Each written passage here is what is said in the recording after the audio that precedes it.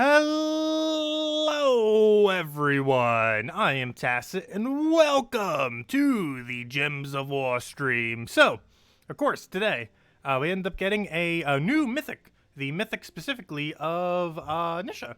Of Nysha the, oh gosh, I forgot her name already. Obviously it's Nysha something. Will of Nysha. But yeah, this thing's useless. It's 50% spell reduction, has +1 to all purples per turn. But it's basically a weaker version of Yagwe, and for that reason, it is not going to be used, pretty much, since Yagwe will be used in pretty much every other situation. Of course, we just covered a video on that, which kind of went over her, but I would definitely advise skipping over this Mythic. The only instance where I would say to go for this Mythic would be if you currently do not have a Silverglade Mythic. Silverglade can reach 12 stars right now, as well as go as high as, 10 plus stars, which requires you to own the Mythic. If you were to do that, you get a +1 magic bonus. So if you currently do not own a Mythic from Silverglade, which there's only two, there's Will of Nysha and there's Queen Aurora. So if you don't have Queen Aurora, I would advise getting this new Mythic. That is the only instance I would advise getting it. That or if you pretty much have everything in the game, you just feel like getting it. But yeah, the only real reason you would actually get her is you don't currently have Queen Aurora, and you need to get this to 10 stars. Because it is required to own either Queen Aurora or Will of Nysha. You have to own one of the two in order to get 10 stars. And this is a pretty relevant 10-star kingdom because it's a +1 magic bonus. But yeah, that's the only instance I would bother getting her. Otherwise, I would not, because you're pretty much never going to use her. Of course, we went over some teams earlier. Most of them are rather averagey. We'll go do it against a life and death. Actually, this one was kind of funny in that it actually did work decently well.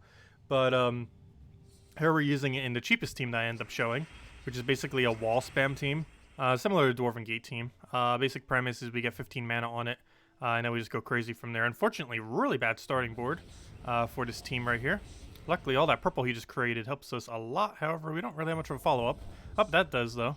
Okay, so now we're good to go. I don't think there's any extra turns, so we can just keep looping this until we win. And one interesting thing about this Thorn thing is not only does it have 25% reflect, but it also gets to give 2 magic to all other allies. She also gets to steal. You would die. You would die to Deathmark. Obviously, we can't win that battle otherwise. But yeah, she ends up gaining 12 magic on cast, 3 per enemy, and this does apply to her damage prior to the calculation, which is nice, similar to how Yagwe does, in that. That 12 damage she'll actually be able to utilize immediately. So right now it says she'll do 37 damage, but that actually means 49 because she will get that prior. Well, we basically just spam these down. She gets an extra 2, basically 3 magic per turn. 2 off of this and 1 off her ability. And then she gets an additional 12 whenever we actually cast. So right here, her number currently says probably 59 or something. But she has more than that. Did you really just drain that mana? Okay, that ruined our plan slightly. Wait, what does he have that drains mana like that? Oh, the Scythe. The Scythe drains 2 mana from all purples. Go figure. We are using pure purple team right now, too. Go figure. That's about to do it again. No, don't do it! I need that purple mana. It's such a hard counter. Feels like we're up against a Scion. Let's see. When Scion was meta, it was really annoying. Not the worst meta that's ever been in the game, but still. So right here it says it'll do 54 damage, but it actually means 66. Because we get to steal those. So as you can see, 66 on them. Okay, so let's go get the last of our mana here. Before he drains it again, which he's definitely going to. We'll grab that, get our walls again. Do I start walling now? I'm actually going to take that skull first. He's going to skull us right back. No! I kind of want to take purple directly. Because we're going to lose anyways. We're going to probably lose this battle. It's coming close. Luckily we have skull reflect to a point that we might be able to just ever so barely win. So right here, taking mana is almost going to be pointless. But we'll still go for a little bit there. Nysha getting right into first slot, which will actually help its mana a little bit if nothing else. Do we not have Brown Surge or anything else that's useful? This entire board looks awful. I guess I'll try for triple blue off of Sky. Didn't get it. Ooh, he gets the extra turn right there. Nysha dies. Anything else you want to kill while you're at it? Okay, we are in 3-hit range. Why are we even playing this out? I guess because it's a PvP battle. No! Fail. But that was a cheap team. Oh! got a pet. We still got 6 minutes on it. Should we go speed run it? Let's go speed run it. We should easily be able to get it done in time. It's 6 minutes left, so that's plenty of time. Pet battles can be done in about 4 minutes or so on average. Okay, we'll grab that, take that. Yeah, as you can tell, the new Mythic's useless. Obviously, that's not the best of teams to be using with it. It's the cheapest I could think of, though. Yeah, the team we're using right now is not the quickest for running the pet battles. However, the reason I run it is because it also passively gains the resources while we do so. So even though it's a little bit slower, we gain more gold, a lot more gold than what a normal team would.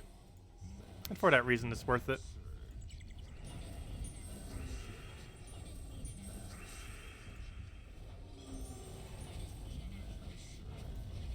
Otherwise, I'd probably run a Phoenicia team. If the only thing I cared about was pure speed. Phoenicia is pretty good at the earlier battles. I think it stops one-shotting at the 6th battle, though. It's either 5th or 6th. I forget which one. But it does eventually stop one-shotting. Oh yeah, I ended up wasting through a lot of resources, too.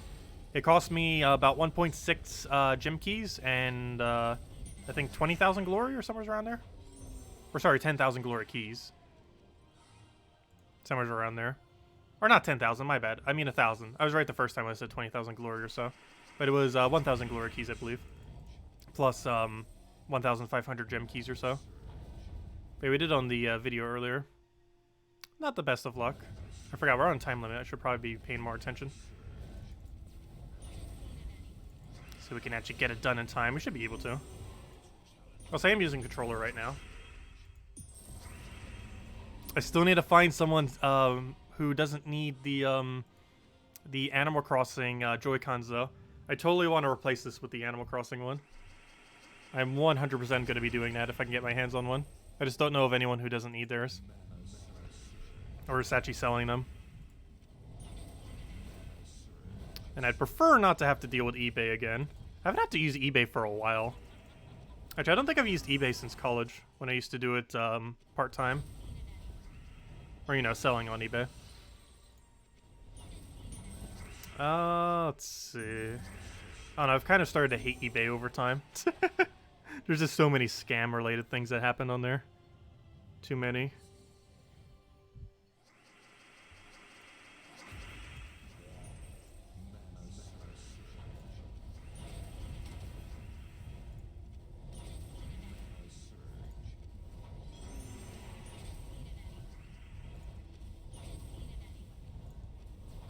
There we go. Was that 2 more down? Or 2 more to go, I mean. But all of your Fridays have been going well so far. So has anyone been getting any good luck on the Mythic? So far I've heard people just with bad luck. As well as mine was pretty bad luck. That's a really bad board. Come on, give us some mana. Come on. There we go. I don't think that's enough damage. No, it is not. That's very unfortunate. Luckily, Sunbird reduces itself into one-shot range, which helps us out a lot. Actually, Sunbird doing that made it so it didn't help us. Oh, I should have just went for that skull. Whoops. And I say that because we could have gotten an extra turn if it didn't do that. But because it did, they both died simultaneously. Which made it so we got 1 less extra turn. 23 gnomes and only 1 vault key. Oh, so thank you for reminding me. I need to go set it up so I actually keep track of how many we get. I wasn't keeping track of the gnomes that I got earlier while messing with the teams. But we'll start keeping track of it now. But thanks for reminding me, because we kept track of it last time, so I figured we'd keep track of it again. They cannot appear in pet battles that we're doing right now, though. Oh no, there's that one really annoying battle with the Hierophants. You can actually delay it a little bit. Don't you dare delay it. We're on a strict, like, 1 minute time limit right now. We should be able to make it in time. Barely, though. Okay, good. We can do that. Skull it, and Fairy Fire for the win. And we made it! How much time do we have left? 1 minute, so it took us 5 minutes. A little bit longer than normal. Though it might have been less than 5 minutes. But there we go. Got our pet food. Because it was showing 6 minutes earlier, but it could have been the lower end of it. Anyways, that's that. Boom. Wasn't going to time it exactly, though. Since we had so little time. She's your second mythic? Nice. Something in my eye. Anyways. Now that we're not on a time limit for anything, let me go read through chat. Hello, everyone! Hello, Drock Savage. Hello, Wow. Hello, Def Shade. Hello, Zalu.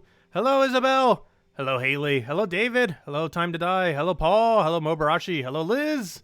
Hello, Birdleaf. Hello, Leet. Hello, Jamie. Hello, Dortero. Hello, Grant. Hello, Daniel. Quick question. Any info as to when City of Thieves is going to reach the Switch? I'm not sure. What delve did you most recently get? And I could approximately tell you when. Hello, Dino Suit Girl. Hello, Foro. Hello, Lorenzo. Hello, Demon Wolf. Let's see. You got Nysha as your second mythic. Nice. Yeah, you can run it with Leprechaun. You can run it with that Thorn Wall that I was doing earlier. You can run it with possibly even Skeleton and build like a little bit of a skull team with it. I don't feel like a lot of options are really available early on for it though, other than maybe that Wall of Thorns. I mostly say that because most of the biggest benefits that would gain 1 to all stats underneath purple are mostly mythics that are really good at using magic. Let's see. Hello, Starlight. However, she does synergize into herself, of course. Her ability, or, you know, the 1 to all stats thing. Let's see. Hello, Fizz Gamer Dragon. Welcome. Let's see. And hello, Isabel. Hello, Gary. And hello, everyone else. Welcome, welcome. But anyways, it is a Vault event weekend. Let me go and actually get 2 fields for that. I still have the old ones up, don't we? Yeah, let's go set up 2 new ones. Let's see. And then we could compare it to last week's. Or last month's, I should say. What am I looking for? I'm looking for a... where's text? Somewhere's in here is text. Where are you, text? There it is, text. Add source. Let's make a new one. And rename it Gnome 2. Let's see.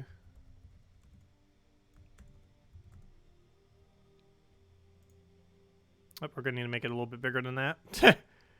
It's gonna need to be a little bit bigger. Let's see. That should be good. Maybe a little bigger than that. What's the next category? 96? Yeah, we'll do 96 for it. Why does it not want to center properly? Actually, never mind. That is centering properly. There we go. Gnomes and vault keys. Let's see.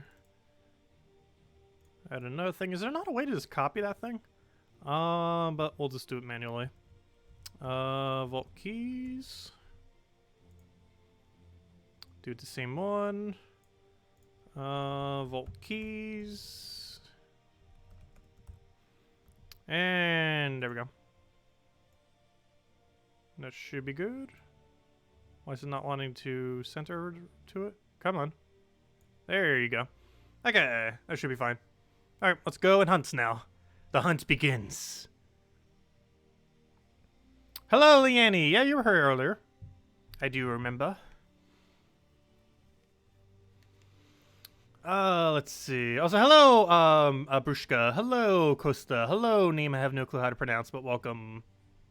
Let's see. Okay, so let the hunt begin. So, of course, main thing we have this weekend. It is a Vault event weekend. With that being said, there's a higher chance of gaining gnomes everywhere. Or not everywhere. Sorry. PvP and Explore, the main 2 locations you'd want to do for it. You can also get them in locations like quest lines as well as your dailies. But the main 2 locations would be PvP and Explore, and the main location we shall be doing is Explore. So let's go set to Armor, get a Rowan team out, get our quick kills going, and go from there. You can also do it while soul farming Explore too if you want to go down that route, and do both simultaneously. However, we're going for the super quick kill method, of which we'll just be using the Rowan team, the one we normally use. And while doing so, we'll also be able to max out Hero Fit and Hero Class, possibly today, as well as finish out the probably another Hero Class. Well, not finish, but you know, get progress towards it. Though we are getting pretty close to finishing a Oh, what's that one hero class called? Not Hierophant, but there's another one. I was at like 86. Like I know almost its exact level, but I forgot what it's called now. Fail. Which one was it? I know there was one other one. Oh yeah, Stormcaller. Stormcaller's at like 86 or 87, and we also need to go do that one soon. TM. So that's the first one we'll do after we finish this one out, which is at 95 currently.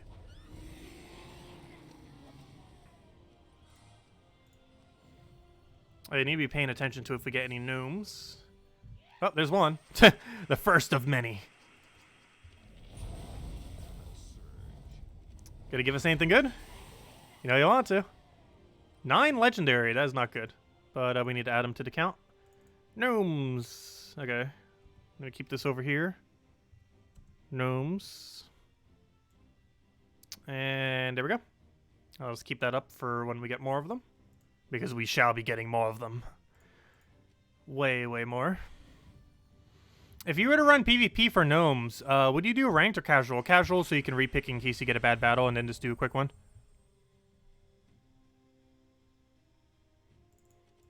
And move that down.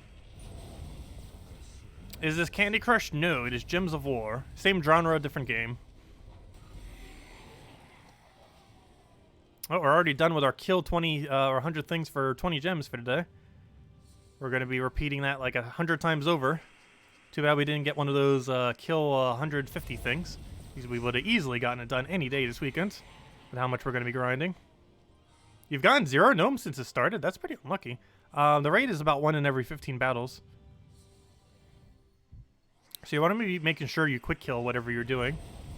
Like your battle shouldn't take over 30 seconds. And ideally you actually want to aim for 20 or 15 seconds per battle.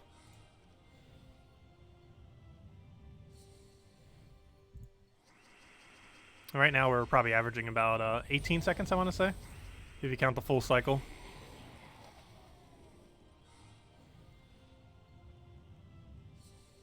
And I am using controller just so it goes a little bit quicker. The power of controller. One of the few things it's still meta for. Is running explore very quick. There might be a few glitches with it here and there that they might not even fix. However, for something like this where you don't have anything that needs to target and it ends up working out fine. It never ends up glitching out.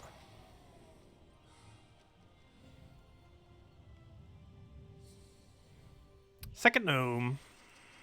1,000 glory, go. Also, if you're ever in need of farming glory, do it now, this weekend. Even if you get low rates like that, her glory drops are absolutely insane. And you can get more glory from her in one drop than you can in an entire hour of farming glory. So it is highly advised if you need glory to go and farm it during a vault event. Oh, and I didn't mention it during this video, although I did mention it ever so slightly during the thing. And I'm actually almost slightly tempted to go for it. Not that. Don't go for that. Go the flash offer right now. This is the first time they ever offered this flash offer. And normally what it is 1 vault key and 100 gems for $2. However, it's slightly different this time. It's 50 gems less, so 50 gems instead of 100. However, you get 3 vault keys instead of 1. That is a very interesting offer, because that means for 10 bucks you get 15 vault keys and 500 gems. But the main part that's being interesting is the fact that the 15 vault keys, it's like an entire weekend's worth of vault keys. It is definitely semi-tempting, but it's worth mentioning, because that's the first time they ever offered it like that. And honestly, I think it's better that way. It is more luck-based that way. However, it's still overall better value. Because I do value a vault key at about 80 gems or so. Even though it's completely luck-based. Obviously, it can give you something worth 0 gems, but it can also give you something worth hundreds of gems. And as well as literal 100 gems. One that drops is 250 gems off it, as well as a 100 gem drop. But you can get 15 vault keys from it this weekend, instead of the normal 5. You do get slightly less gems, but it's a pretty interesting offer. I probably won't be going for it, though. Even though I feel tempted. I'll just grind more. We could probably hit 15 this weekend. Which that'll be funny if we get exactly 15 this weekend, vault keys. Would be quite coincidental. Also, hello, Neilter. Welcome. Oh, I didn't update the gnome. We got 2. 2 gnomes. I'm pretty sure the gnome counter is always behind by at least a few. Due to forgetting some. Hey, they want you to gamble.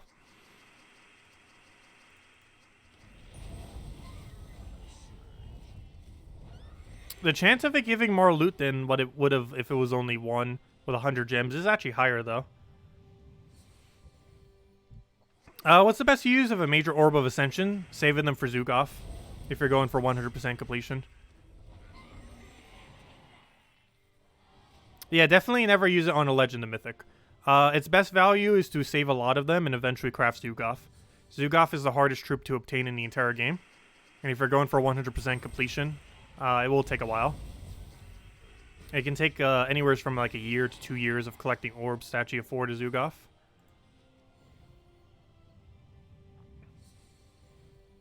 And that's assuming you're doing most of the events, if not all of them. But yeah, major orbs of ascensions are used pretty much exclusively until you can craft a Zugoff.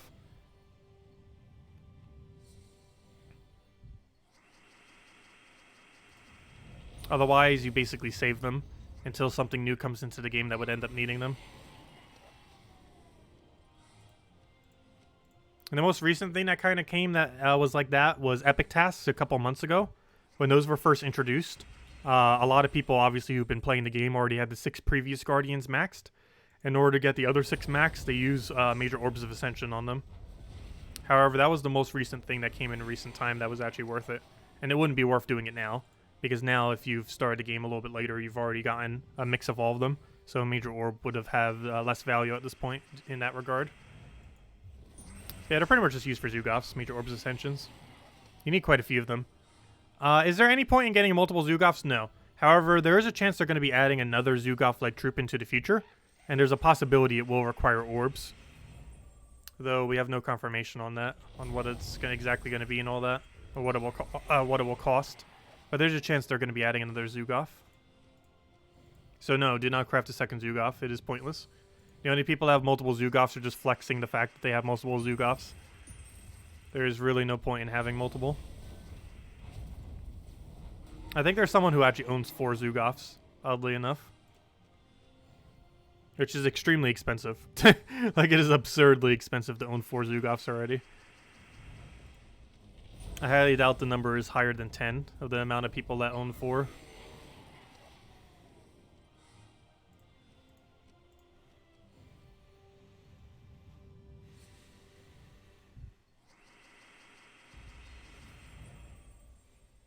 Yeah, I ended up getting my Zugoff in about 13 months after he was released.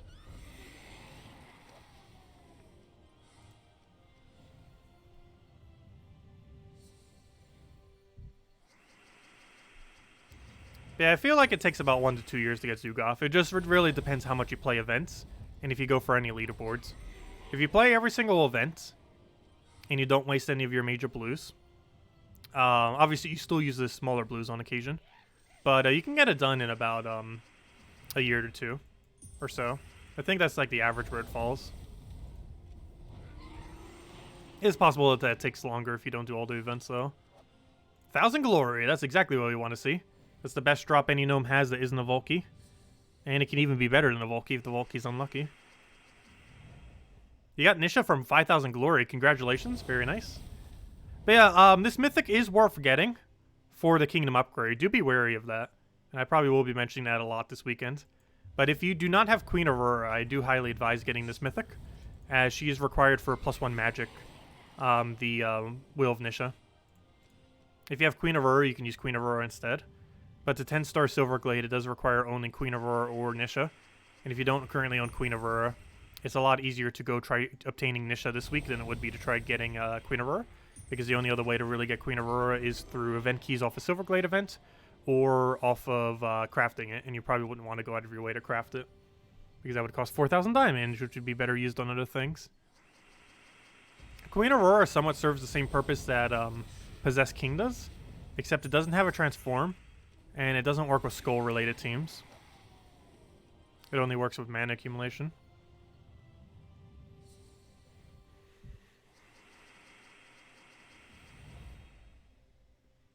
There is a bug that you said 4 even though there was only 1. Was there really? I know for the longest time it's been limited to how many copies you actually own. Never realized there was a glitch for setting multiple. So maybe that person didn't have 4 Zugofs then. Pretty sure at least some person out there does. I know there's definitely people that have 2.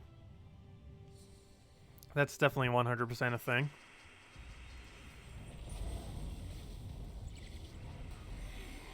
Hello, Steve. Welcome. Also, we'll probably hand out first redeem code at first Volky.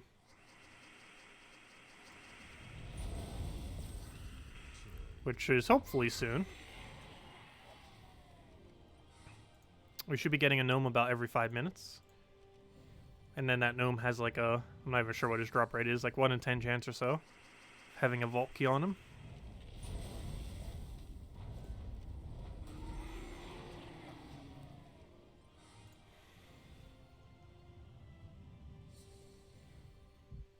Come on, gnomes. We know you're hiding. We know you like hiding in bunches. We'll go like a dry streak for like 10 minutes and then get 3 in a row.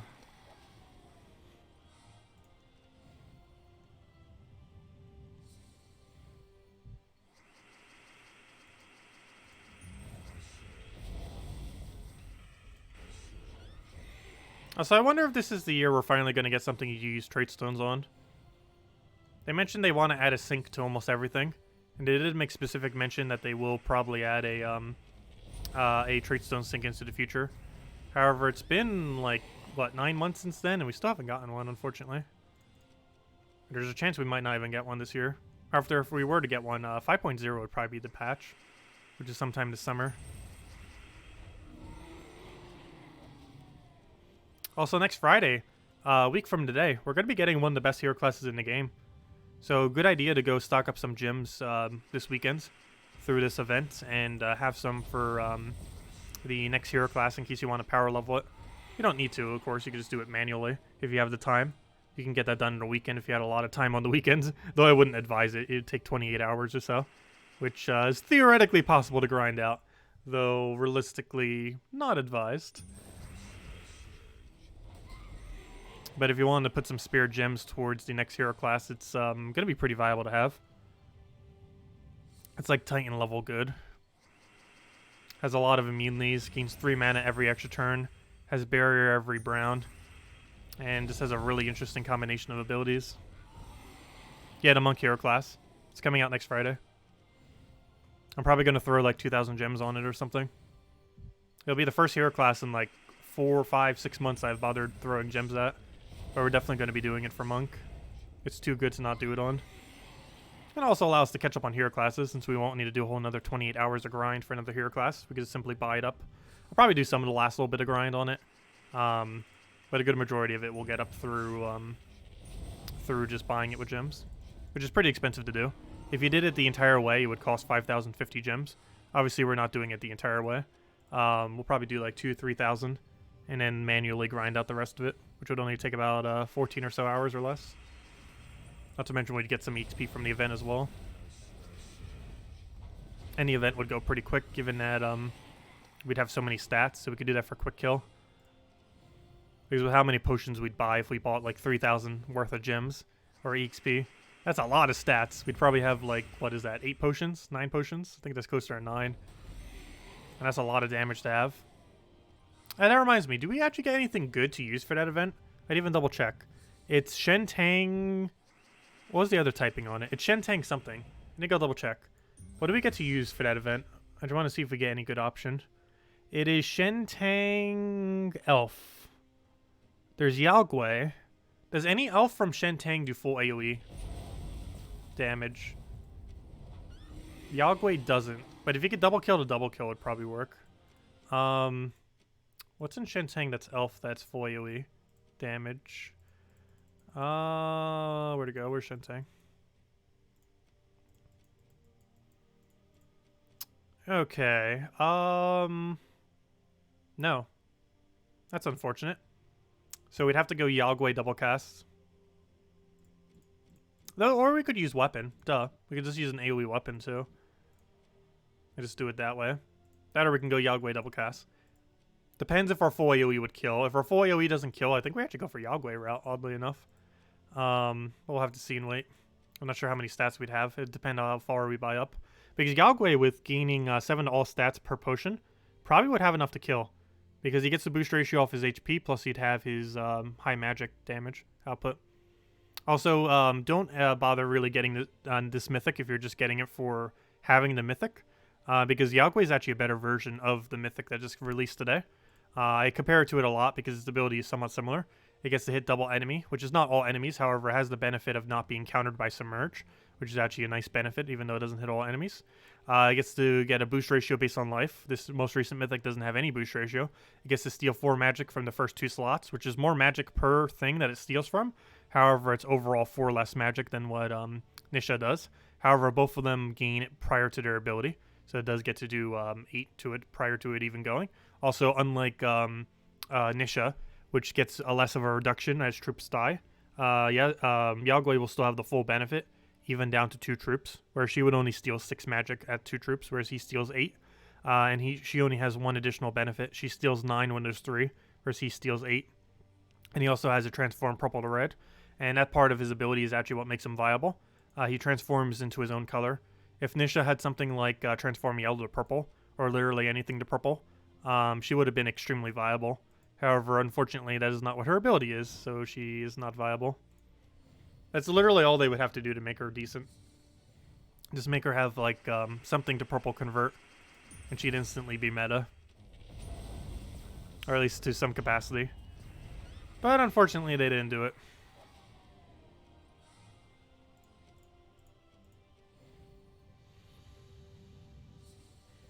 You fought a person on PS4 with 4 copies of a bunch of times? Yeah, it's a pretty useless team because it wouldn't be able to do anything with most of its mana. It wouldn't be able to really accumulate mana. Yeah, Tulio's nice. We can use it for mana accumulation if we wanted to double cast with it. We might end up utilizing, we'll have to see. However, you do have to keep in mind we have enchant and everything already, so we might not actually even need a Tulio. Yep, another gnome. Do you have a Vault Key in you? Nope, not a Vault Key. 5 down, 1 billion more to go. Definitely want to get to at least 100 kills this weekend. Ideally, way more than that.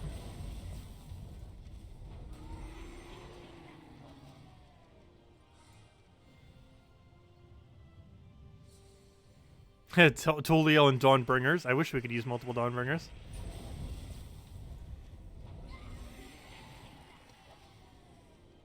It depends if Dawnbringer has enough to one-shot. If it does, I'll run it. If it doesn't, then I won't. Though we could always buy up potions until it does one-shot, and then make leaderboard off it. Though I don't really need the orbs. However, we do really need the EXP. However, the board is going to be extremely contested, because obviously we're not the only person who's going to be doing this. There's probably going to be a lot of people who are actually going to buy all the way to max, which I'm not going to be doing. And they're all going to get higher than us on leaderboard. Assuming they do all battles, which they most likely are. Hello, Vangor! Welcome!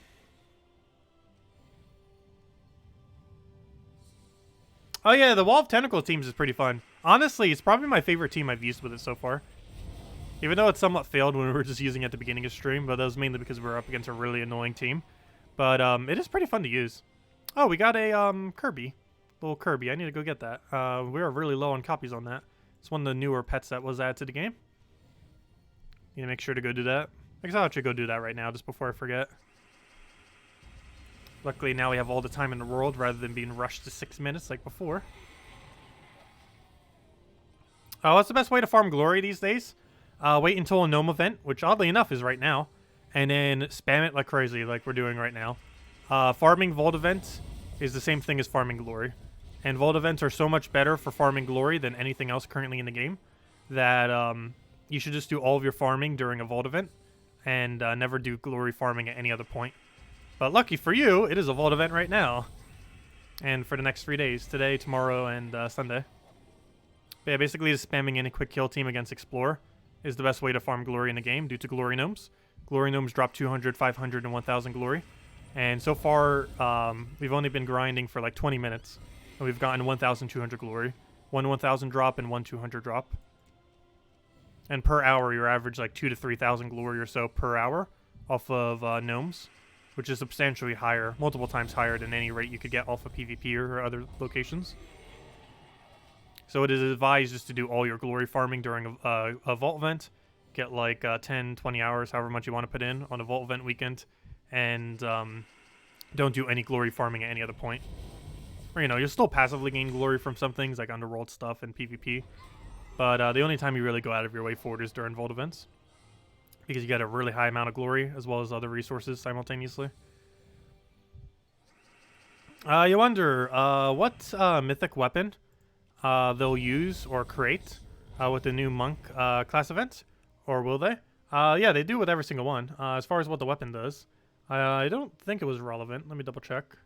The weapon that we get with monk hero class is it deals magic +1 splash damage to an enemy and the enemy below, and then it stuns and inflicts bleed to both of them. Yeah, that's not really anything too special. Oh wait, never mind. That's splash damage. Hold up. That weapon is kind of interesting.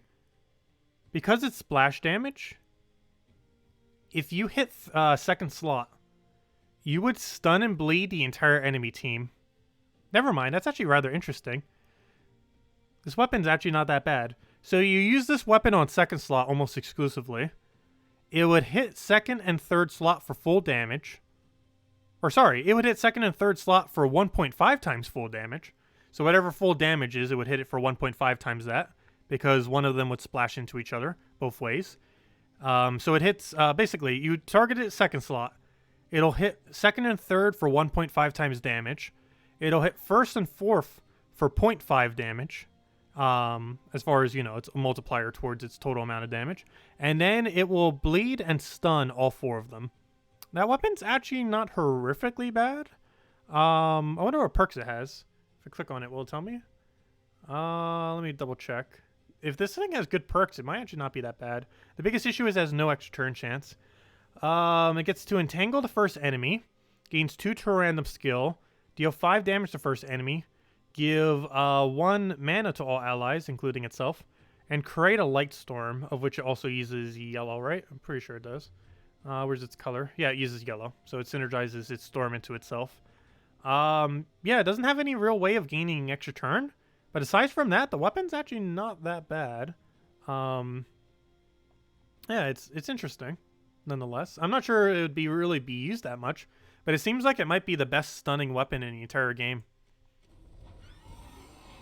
I can't think of a single weapon that's better at stunning. Well, other than Essence of Evil, but it's only a single target stun. How frequent do Vault events occur? Once every 4 to 6 weeks for the entire weekend. From the Friday reset until the Monday reset. And of course, one's going on right now.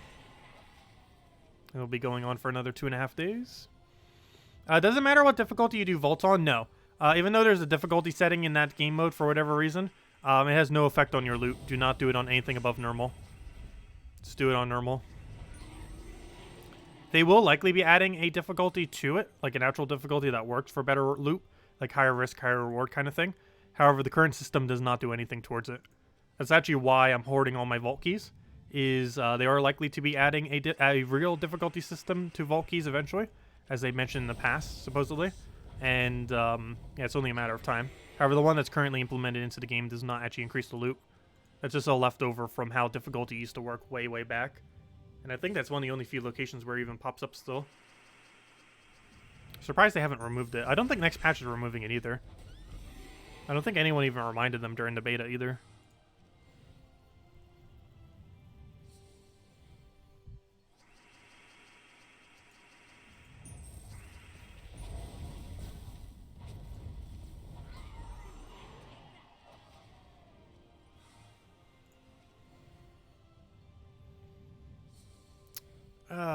Another new gnome.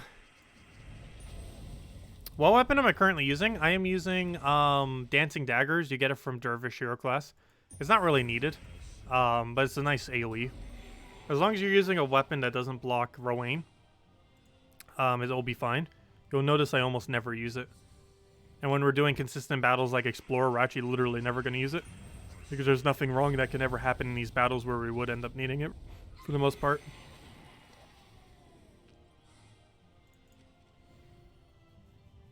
But yeah, this weapon's rather irrelevant. As long as whatever you put there doesn't block Rowan, you'll be fine.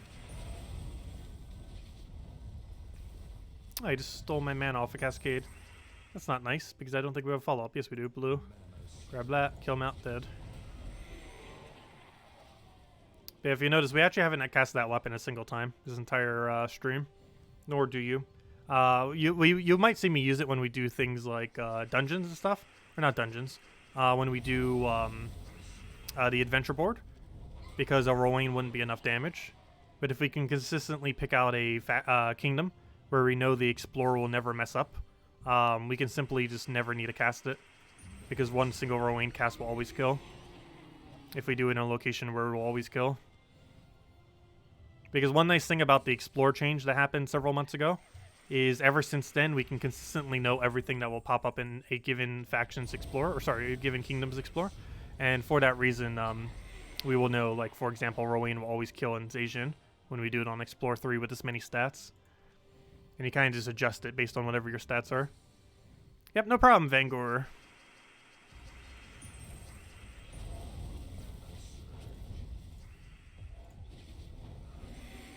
Well, 7 gnomes, still no vault key. Eventually.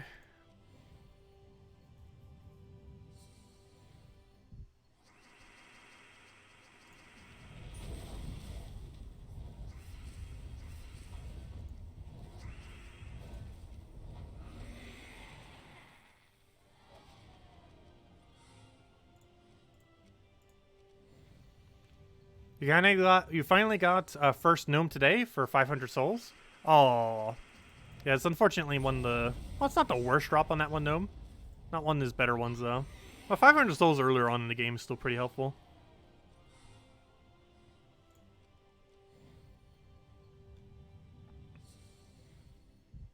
I still don't understand why they have 100 soul and 500 soul drop on the normal gnome anymore. Because with Soul Gnome, its weakest drop is 1,000 souls. And the normal gnome looks pitiful in that regard. They never bothered adjusting his drop table.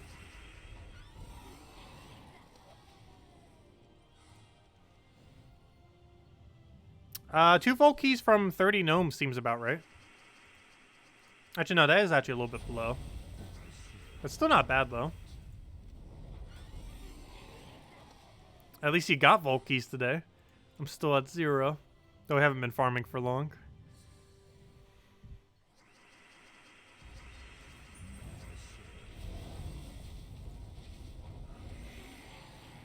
Especially since we keep randomly throwing pet battles in there.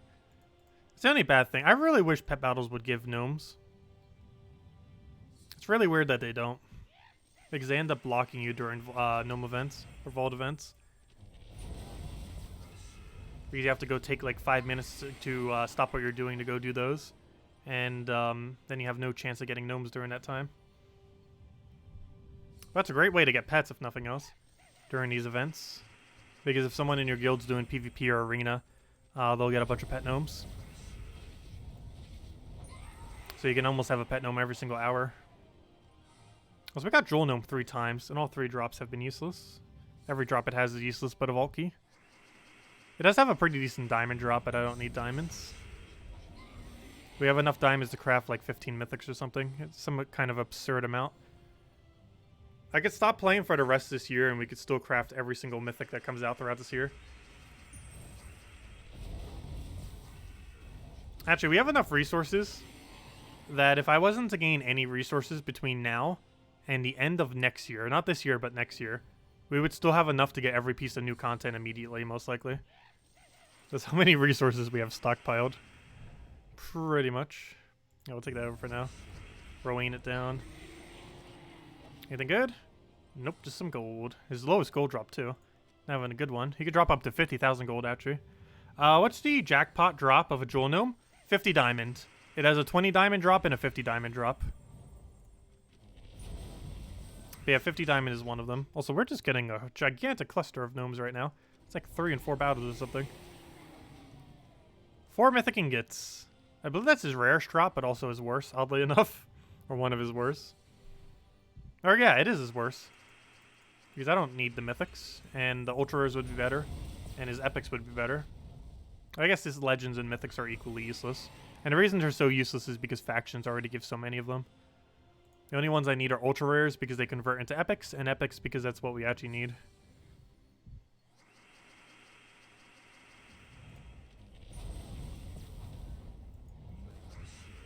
Well, that's one nice thing about this game, is you do eventually get a surplus of resources in this game.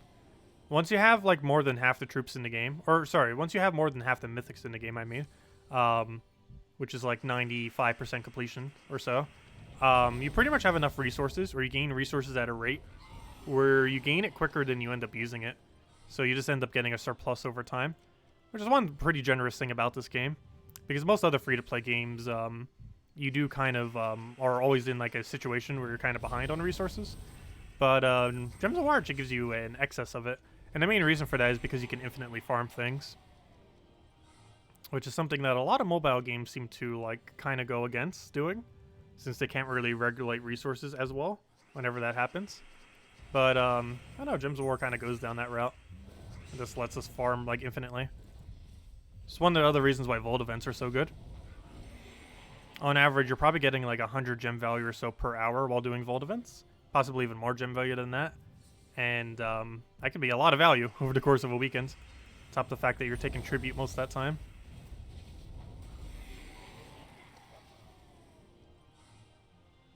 Because just the gem value of the glory we've gotten so far, not even counting any other drop we've got, just the glory, is, let's see, every 20 glory is worth 1 gem or so. So what's 20 divided by 1,200? That goes in 60, right? That's 60. I think I did the math right. That should be 60, yeah. So we end up basically getting 60 gem value already this hour. And we haven't even done a full hour. And that's just counting glory. That's not even counting any other resource we've been getting from the gnomes. So a lot of gem value to be had. You just been playing since 7 a.m. and you just got your first Vault key. Congrats. Hopefully we'll get our first one soon. We'll hand out redeem code, as I mentioned, that first Vault key. We're not that far in, though. These half the stream we've been doing other things than actually farming gnomes.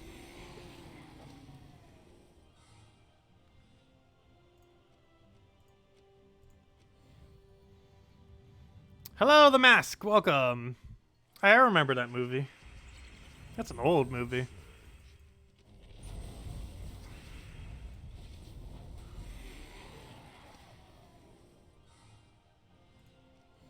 Well, old for my standard of old.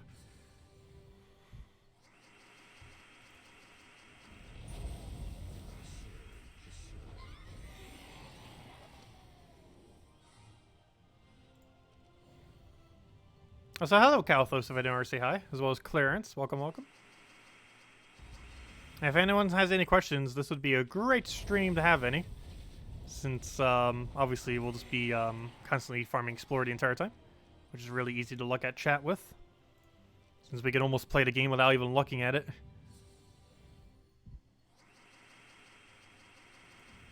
Because all we really have to do is just cast Leprechaun, cast Rowan, dead, repeat. Spam click A button. Vault key on 20th Gnome is a big code, right? Sure. If we get a Vault key on the 20th Gnome, we'll hand out a big code. However, I'm not sure if I have any big codes left. We'll find out. But yes, if we somehow get a Vault key on the 20th Gnome, we'll hand out a bigger code. Or if we don't have any bigger codes, we'll just hand out 2 normal codes, which is pretty much just like a bigger code.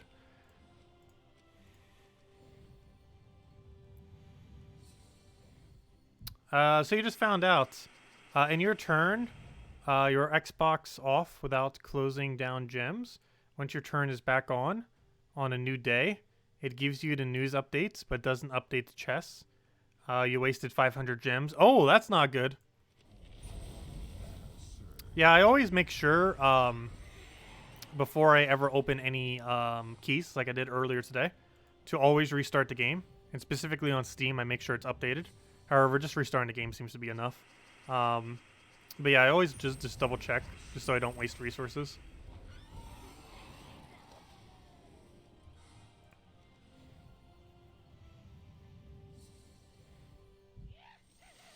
Did you notice a change to Cedric's move ability as of a couple months ago? No, mostly because I never use it. Doesn't it drag last slot to first, or has it changed since then? But I believe it just drags last slot to first. Does it interact differently now? What do you mean update to chess? As in, when the Friday rolls around, to update it so that the Mythic's actually in the drop table. Sometimes immediately after the event, it isn't. Though they've been pretty good about making sure it works as of recently. However, occasionally, if you don't restart the game, it can also end up not updating the drop table. So you should always restart the game if you're doing it around the time of a new Mythic, or really anything that you're trying to get in keys. That's also applicable for Monday events, when you're trying to event key for a new legend. And that's just to double check to make sure it's in drop table.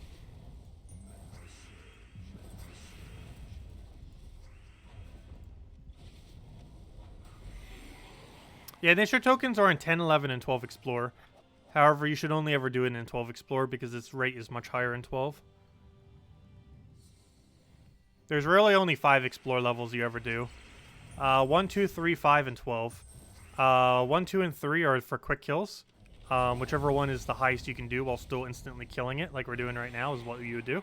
I could do it on 3 because we have high stats. However, 1 or 2 would give you almost the exact same loot. And you'd want to make sure you can specifically one-shot them. Explore 5 is used for the highest trophy rate in the game, because as of a couple patches ago, Explore 5 now gives 2 trophies, which makes it the quickest location to instantly kill for trophies. And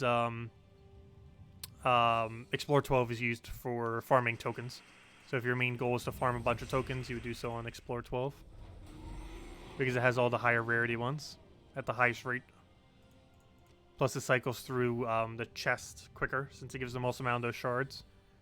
Why do I explore in Zhejian? Just because there's nothing that can go wrong in this kingdom when using this team. There's a couple other locations that we could be doing it in. Zhejian is just one of them, so I just stick with Zhejian. But Leonis Empire and a few others I believe can also be used for this purpose. But I like saving Leonis Empire for when we do Explore 5. I use that as my designated Explore 5 location. And I use this as my Explore 3 location. Just so I don't have to keep switching them out. Because that wastes like 30 seconds. Actually probably less than that, but it still wastes time nonetheless.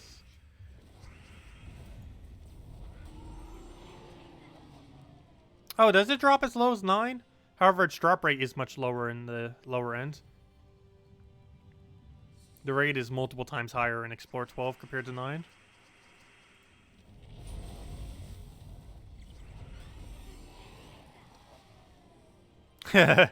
And squirrels. We did not eat squirrels.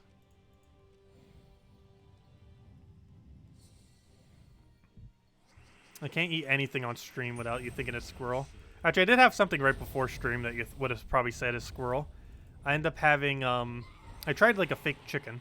It's a, like chicken parmesan thing, but it's not actually chicken. It's one of those like, plant-based things. Figured I'd try it. It was actually pretty good. You could even tell that it wasn't chicken. Honestly, that was probably the closest one of those fake foods have ever, like, tricked me. Because it did, like, legit taste like chicken. Like, the Impossible Burger that, Burger King has, like, that isn't exactly a burger taste. Like, it's close, but it's different enough that you're like, this isn't a burger. But, the chicken thing I just had was actually, like, I could not tell that that was not chicken.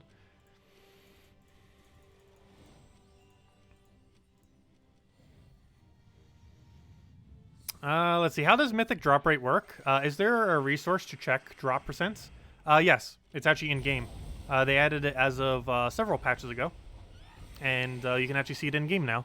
It's actually what that question mark is for, which I'm pretty sure most people don't bother clicking. Because there's so many question marks that are pointless within the game. However, the one in chess menu is actually useful. This one doesn't do it. Actually, that just brings up a browser page, I guess, explaining them. However, if you want to check these drop rates, you can see them now. This was added several patches ago. They didn't do it for every single drop table in the game. Like, for example, you can't see, like, vault keys. But for all the keys on this menu, you can see it, as well as for portals in the underworld, what their drop rates are. But, yeah, right here you can see this is the gem key drop table. as far as what its breakdown is, and it's a mythic chance of 0.1% per key, and all the other drops that it has. And you can see for glory keys, which is 0.01, and VIP keys, which is at 1% right there, and well, the key, and guild keys, which vary a lot depending on what state you're in. But if you have it all the way at max at 40,000, it is a 0.11% chance, which is higher than a gem key. So do be mindful of that. It's actually 0.1% higher. It's basically like opening a gem key and a glory key simultaneously. Is about the percent chance that a guild key has. So it's actually a better rate than gem keys, oddly enough. The main reason I use gem keys first is because they give ingots, and I still need to farm more ingots so we can go max every epic weapon in the game. We actually are getting increasingly close to that, by the way. Very, very close. Actually, let me go convert those right now. How close are we to... oh, also I forgot. I didn't do this pet yet, have I? I need to go do that before I forget. We'll do that next. But let me go do this weapon thing first while it's still in my head. Oh yeah, we can craft some deeds. Let me go get some purple deeds, of course. Give us our 3 purples. Then let's go waste all of our diamonds. No, don't ever click that. What else do I want to do? Where's my ingots? There they are. So let me go convert these into epics. Let me go convert those into epics. And there we go. I got 30 more epics. How many can we do now? Let's go upgrade some epic weapons. We should almost be done. I think we only need like 350 or less now. Especially since we don't really get new weapons, epic weapons into the game. Let's do it based on rarity. Go down to epic. And let's see, how many do we still have left? Oh yeah, I could just do it by upgradable, duh. Let me do it by upgradable. Probably easier. Upgradable. 1, 2, 3, 4, 5, 6, 7, 8, 9, 10. We have 10 left. And it costs... Wow, we're almost there. Wait. Is that really all of them? Oh, no, there's more. Never mind. We have more than 10 left. It faked me out. Wait, I didn't upgrade this weapon? Oh, I never upgraded this weapon. Well, let me go do that. Boom. I guess I forgot to that week because it was a useless weapon. Oops. I didn't mean to go out of that page. Sorry, we had more than 10. Let's see, upgradable. How many is that? We have 1, 2, 3, 4, 5, 6, 7, 8, 9, 10, 11, 12, 13, 14. 14. We got 14 left. Nice, we're almost there. Let's go upgrade a few. There we go. So now we have 13 left. Now we have 12 left. Now we have 11 left. That's a 100% chance of summon ancient horror. Weird. Now we have 10 left. Now we have 9 left. And yeah, we're almost there. Wow. Now we have 8.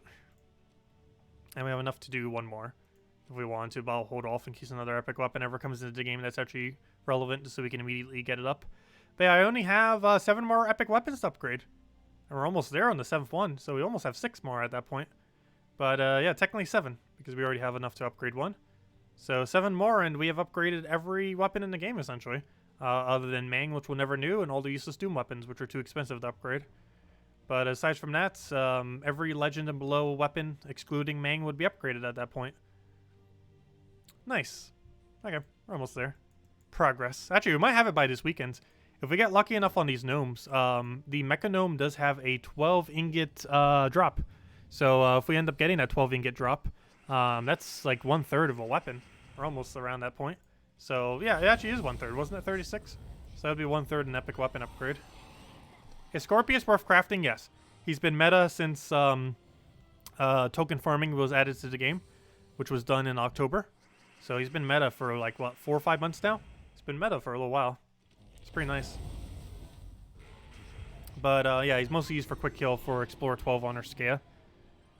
And yes, he is still worth crafting as of this moment in time. However, do be mindful, if a better Explorer team ever comes into the game, he's going to become a lot less useful. However, at this current moment in time, he is meta, and he has been meta for about 5 months now. And there's a possibility he might stay meta for a little while. But he could become non-meta at any point. Or at least less meta than something else. But at this current moment in time, he's pretty good for Explorer 12. He's the best option in the game for it. And he'll always remain a pretty good option unless they do something that would make him otherwise. Let's see. Let's see. It has bigger value than, because normally you're limited to 2,000 seals with an orb of clans. Wait, I'm not sure what you were asking with that, Paul. Let's see. Should you use all your orbs of clans as soon as you get them? No. You should save them. You should save them mostly for when new mythics come out, which would actually be technically right now. Particularly on next week. Because let's say your guild still wants to try for Nysha. But on Monday, you will not have 40,000 seal total. So what you can do is when Monday comes around, you can go throw all of your guild seals that you have, those orbs of clans. And then on a Monday, right after a mythic gets released, your guild will be able to have 40,000 seals. So that you can go and open up your guild chest to try for the mythic. Whereas if you don't do that, your guild probably won't reach 40,000 seals till like Thursday, Friday, whenever your guild normally gets it. So it's a way that you can get it a bit quicker. Obviously, this mythic isn't as useful, so you might want to save them for a different mythic, one that is actually useful. However, I guess this mythic is useful to some people due to the fact that the only reason you'd really go for it is if you're going to go to get 10-star Silverglade. Because with 10-star Silverglade, you'll end up getting a +1 magic bonus, which is very, very useful. And it does require owning either Nysha, Will of Nysha, or owning Queen Aurora. If you don't currently own Queen Aurora, you can do it to go get yourself a Nysha, and then go get 10-star Silverglade, and then get a permanent +1 magic bonus. If you're at the point where you can do that.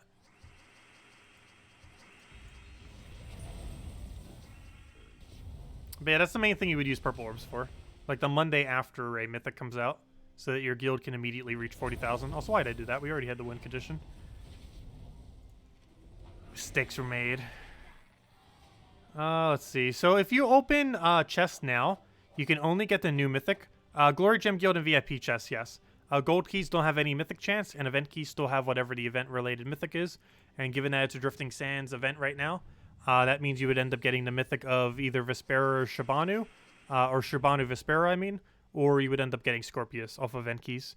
However, all the other keys would end up giving it Glory Gem Guild and VIP chests. But gold keys and event keys do not have a chance for the mythic, which is why they're not mentioned on that page. Gold keys have 0% chance, and mythics, and event keys have, just give whatever the event-related ones are, which is Scorpius and Vespera. But yeah, aside from those two keys, yes, he's in every key. Or every other key. Glory Gem Guild and VIP chests. The new mythic is. Let's see. How many tier challenge battles are there? 10? 10. That's right? Yeah, I believe there's 10 sets. Unless I'm forgetting. But yeah, it should be 10. It's either 7 or 10. I'm almost guaranteed it's 10.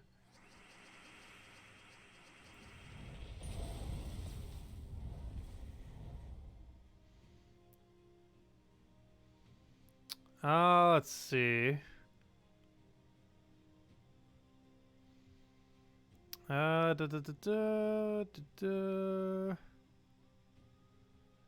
Maze Mythic looks crazy. I haven't looked at it yet.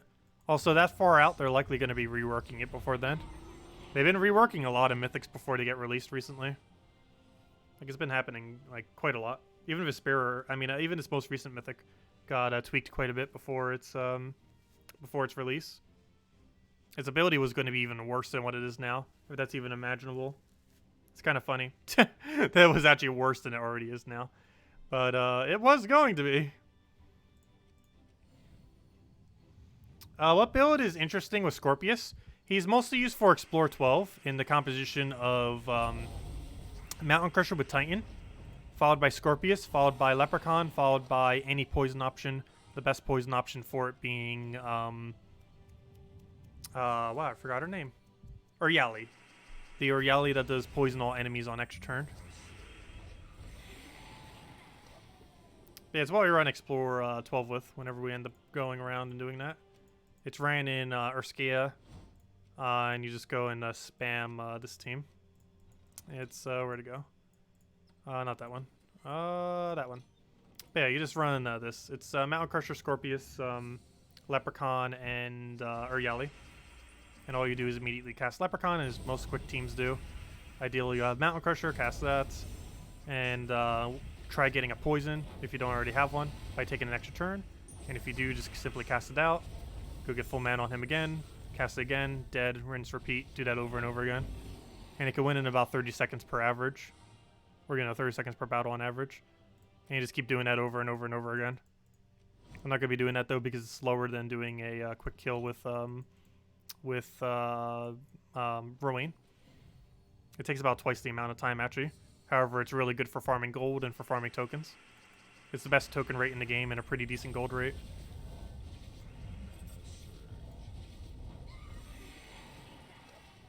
However, you do have to specifically do that in Urskea. And the reason for that is Urskea has 0 troops immune to poison. Which is one of the reasons why it even works.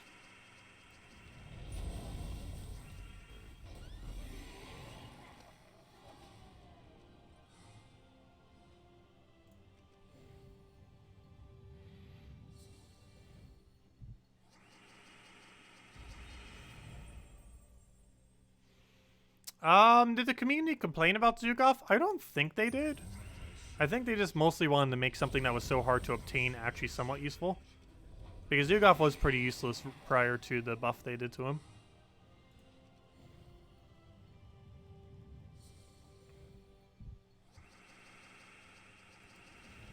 And the main buff that they did is they made it so his ability can be multicasted rather than once. I think there was a glitch that was in the game that allowed that to happen. And then everyone liked it so much that they kind of just left it like that. Or not the glitch, but they basically changed its ability so that it would function like the glitch. And that it wouldn't have any limitation that many times you could cast it. Because there's a weird thing where if the troop was blessed, it wouldn't end up getting hit by the not able to cast multiple times thing. But they fixed that glitch.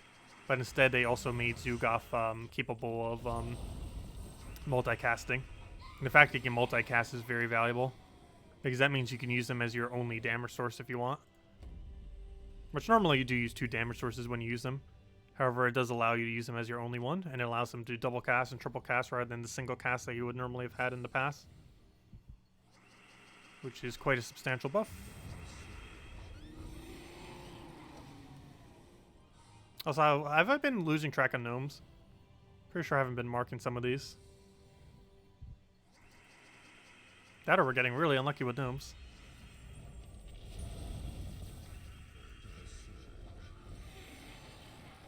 I know, but Barbarian got completely nerfed, unfortunately.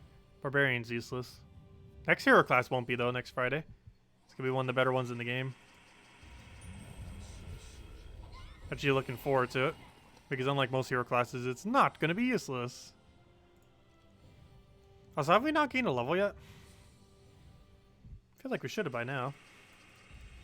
Oh yeah, we did. 96. Still got 4 to go, though. Yeah, we're almost there. Soon. Soon, TM. We might even get it to stream, actually.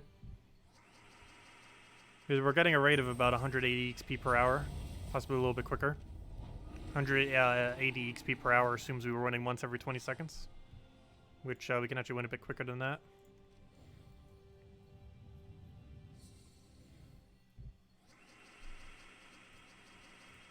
But yeah, we only need, for those 4 levels, we only need, what's 98 times 4? 98 times 4 is 192. So yeah, you break that down. That's a little over 2 hours. So I think we could get that done this stream. If nothing else, we'll finish it tonight, 100%.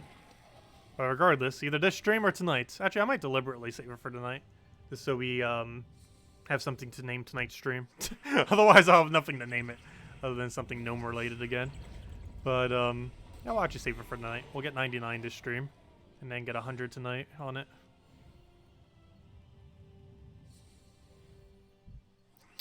Did I say 192? I meant 392. I meant to say 392, not 192.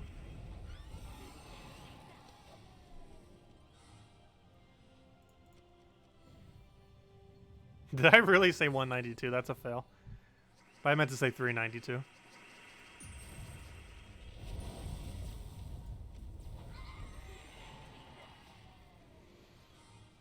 You've been using Scorpius team with Vosh and Leprechaun on the other kingdoms, and where you need trade stones. It's still fast, 40 to 45. Yeah, it's still pretty quick. The only problem is when it comes up to a poison troop, it slows it down a bit. But yeah, it still goes the exact same speed, assuming a battle has no poison, regardless of the location. The problem is when it comes up against something that does have immune to poison, because that slows it down quite substantially.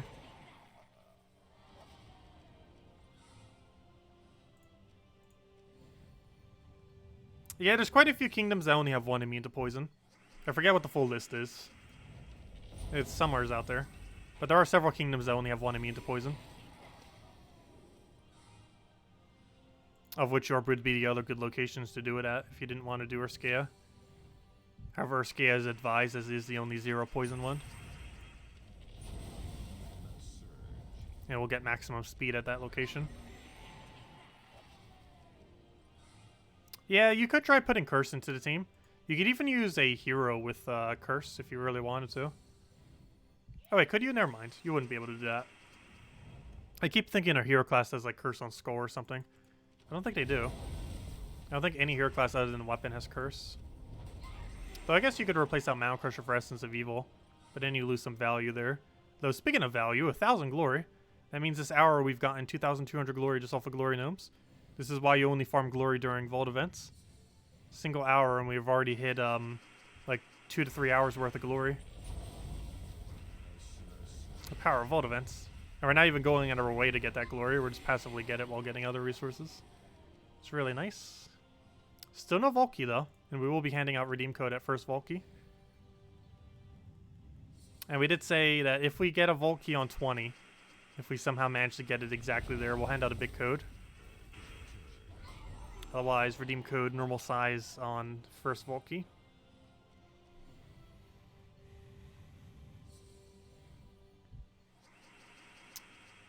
Which could be any battle if we get lucky enough.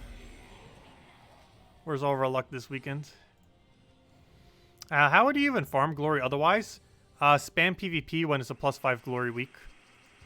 So if we get a new troop that gives you +5 glory per PvP battle, you would quick kill Explore 1 trophies on casual PvP, repick into a quick kill them in like 20-30 seconds per cycle, and then get a bunch of glory that way. And assuming you average 30 seconds per kill, which with repicks and everything is probably what you'd kind of expect. So if you can average 30 per thing, that gives you, I believe, 11 glory if you count all the bonuses together. I believe it's somewhere around 10, 11 glory. Let's just say 10 for simplicity, adding up sake. So 10 glory per battle, 20 glory per minute. That would be 1,200 glory per hour, right? Yeah. But that's about the quickest rate you can get. And when it's not a +5 glory week, it's quite a bit substantially lower than that as well. Which I'm not sure. Can you even get as high as 10? Now that I think of it. Let me double check. It's the highest rate you can get is 5 + 1 + whatever the base value is. I forget what the base value is. It might actually be a little bit lower than that. The highest you can get, possibly get... Oh yeah, I need to go do that pet before I forget. We need to go do that now. Let's see. I'm looking for... not that. I'm looking for, gosh, I just got sidetracked in my mind. How many Vault keys have I gotten on average per event? I'd probably say about 8, I think. 8 to 10. Anyways, what was I about to go check? Gosh. Train of thought fell. Let's see. I was just talking about something and then completely forgot what it was. Oh yeah, glory. I meant to go... No wonder why, because that's something you would never really check. 3 glory + 5 + 1. So you can do 9 or 8. It depends if you're using the storm or the +1 or not. Let's just say 9, because that's the max you can get. So that's 9 glory per battle. So what's 9 times 20? Or not 9 times 20. It's 9 times... Or sorry, it's 18 times 60. What is that? I can't do that in my head. What's 18 times 60? That's how many you can get per hour, maximum, about. 16 or 60 times 80, 18 is 1,080. So yeah, it's only a little over 1,000 is the rate that you max rate you could really get in PvP. Whereas when you do Vault events, you can get like thousands per hour. This hour we've already gotten 2,200. You can get hours that are even higher than that. And we're not even directly getting it. Is Will of Nysha the only mythic you can get in the pool this weekend? In Glory Gym Guild and VIP chest, yes. Event Key still has the same 2 for Drifting Sands. But Glory Gym Guild and VIP keys are the only mythic, is the Nysha, the new Nysha, the Will of Nysha.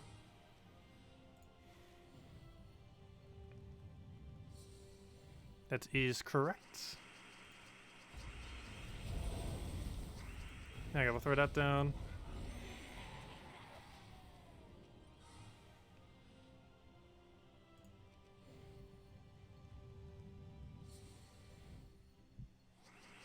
Okay, I don't have a drop for that, so we'll just go explode everything.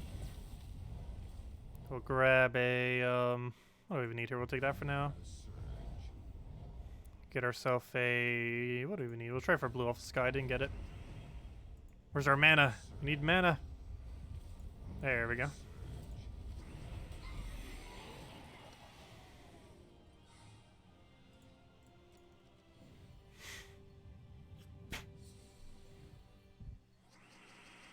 We need more gnomes. I feel like we're a little low on gnomes. But it could be because I'm not counting some. Obviously unintentionally.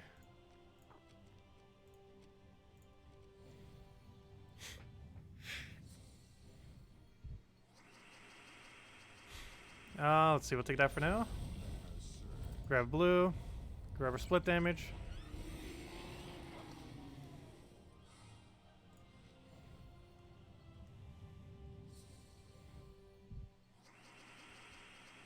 What is the highest explorer you can do for soul farming? Soul farming with quick kill? Explore 2. I don't think there's any situation you could do higher than Explore 2. It's either Explore 2 with Dragon Soul or Explore 1 with Sacrificial Priest.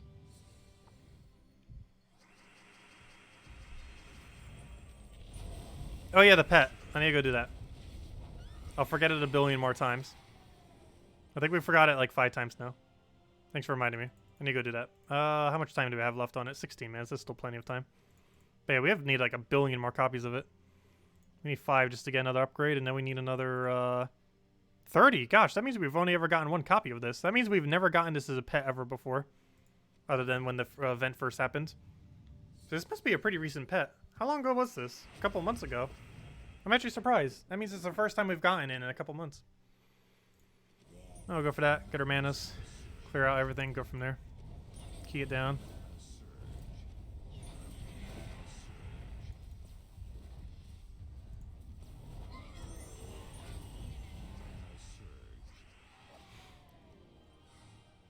Why do I do it in Asian? Just because it's one of the consistent places we can kill. There's a few other places that work as well. It's mostly because there's nothing that counters out the team. There's no spell reduction. There's no troop that revives on death. And there's no empower. Those are the main 3 things to look out for. There's a few other things to look out for depending on your team. For example, Suna actually can't do that kingdom because it has a green storm. And she gets countered by any storm that is not red.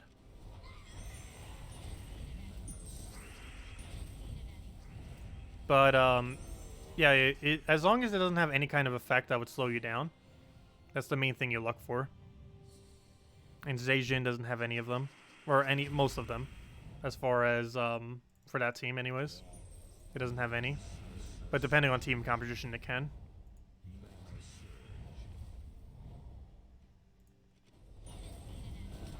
I said Phoenicia.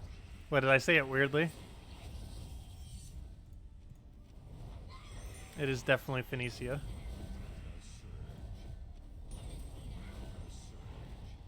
Yeah, the String Fiddler counters Phoenicia in that kingdom.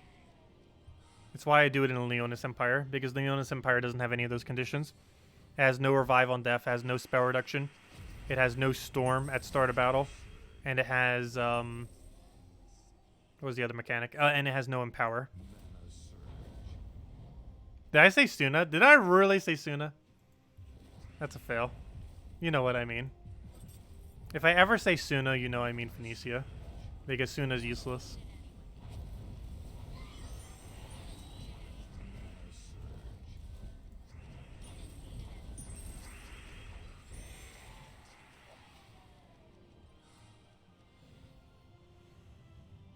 Hello, trade. Welcome. Is there a resource where one can see the average stats of troops in a kingdom for gauging what explorer are good for certain teams?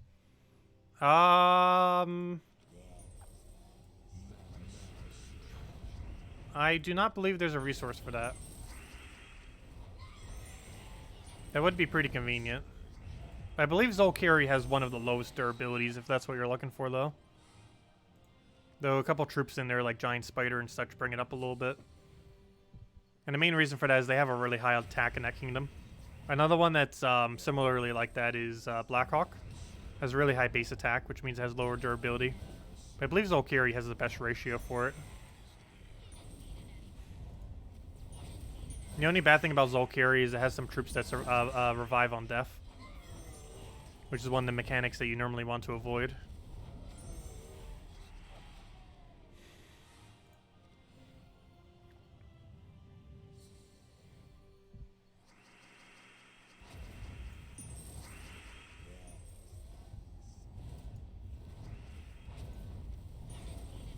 The two absolute worst locations in the game to ever do explore farming that you pretty much never want to actually do it on are Dragon's Claw and Groshnok. Dragon's Claw because there's a lot of really small revives, and actually the highest amount I believe of any kingdom, and Groshnok because it has one troop that has a 100% chance to revive on death, which obviously you can't really counter unless you stun it, which you'd have to waste your, you'd have to change your team composition just to be able to do. Yeah, White Helm and Adana you generally want to avoid too, at all costs, because both of them have 50% spell reduction troops. And specifically, White Helm has a lot of spell reduction. It has a 50% spell reduction and 3 25% reductions. It has the highest amount of spell reduction of any kingdom in the game. It also has some really quick barriers like Celeste Stasia that can get in the way of you getting a kill.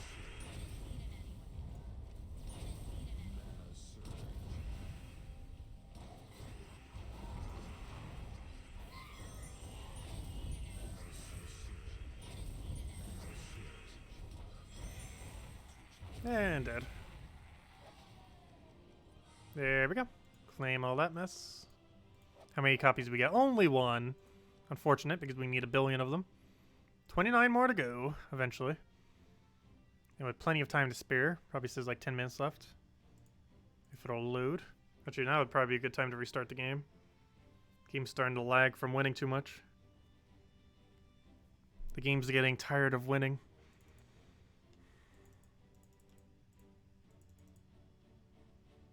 Hello, game. Do you want to go? Actually, it might be worth it just to restart it now. Force close. Okay, and let's restart it.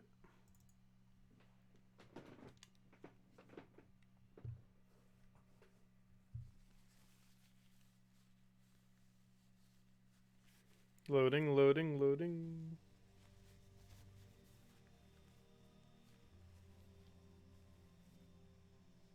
Okay, where were we? Let's see, how much time was left on it? 9 minutes, so it was probably 10 minutes then. But anyways, plenty of time to spare. Let's go back to the Zacian and get our grind on. Also, how many gems are we at right now? 909. Still got a ways to go on that. Anyways, first Volkey, where are you? You're hiding from us. We're an hour in and we still don't have our Volkey.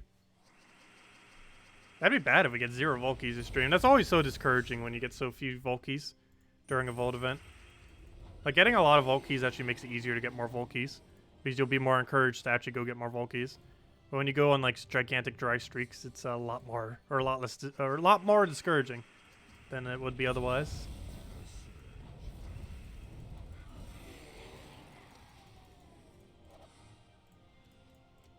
That cheat code is getting enabled. I know, right? Now we have a 100% chance of getting a Volkey on our next gnome.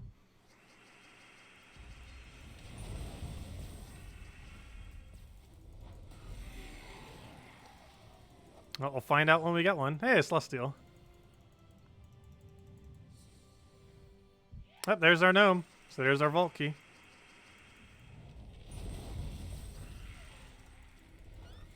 Volky, go.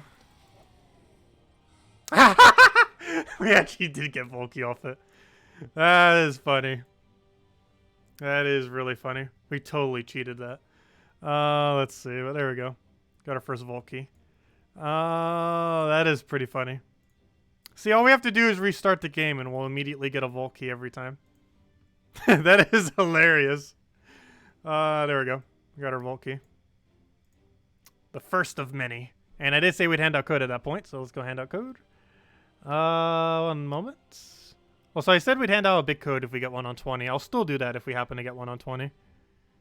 Let's see. Where's the last code we handed out? I believe it was this one. Let me just double check it, as I always like to check the one prior. Did we use this code yet? The answer is yes, which is to be expected. However, this one we shouldn't have used yet.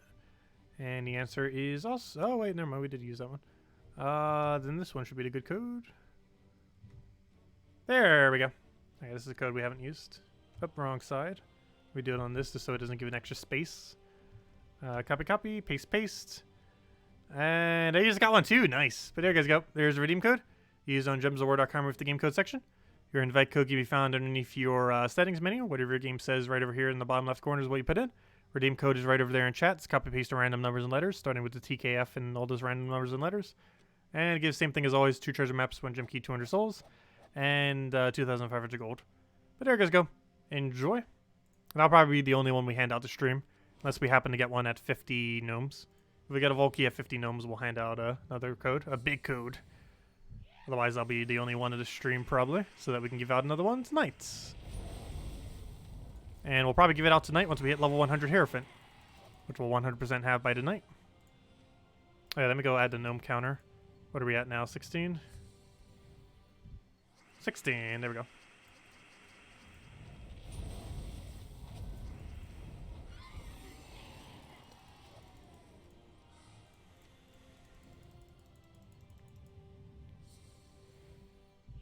Another one already, nice. 17. Come on, Volky. We don't have any good manas. Let's take that for now. There we go. And you're dead. Please drop Volky. You don't have any drop that's good other than it. Nope. At least we got an arcane. Gosh, we've gotten 4 Jewel Gnomes so far of those 17. All of them have dropped you 20 useless color shard things. That is so bad. Yeah, I'm just gonna explode. I was trying to get a cascaded green there, or blue, whatever it was. 1 of the 2 colors that she needed. Fortunately, it did not cascade. Another one? Please, stop. You're the worst gnome in the game. Give us Glory Gnome or something. Or literally anything but her. And unless you're gonna drop a Volky, we don't want to see you. That is not a Volky. That is the most useless drop of any gnome in the game. And every single one of your drops is that useless drop, pretty much. Her percent chance of dropping diamonds is like 5 or something. Probably even less than that. It's absurdly low. No, every gnome in the game drops Volky. There's literally not a single one that doesn't have Volky drop. They all have the exact same rate for it too, I believe. I don't think any of them have slightly different. But no, every single gnome in the game drops Volky.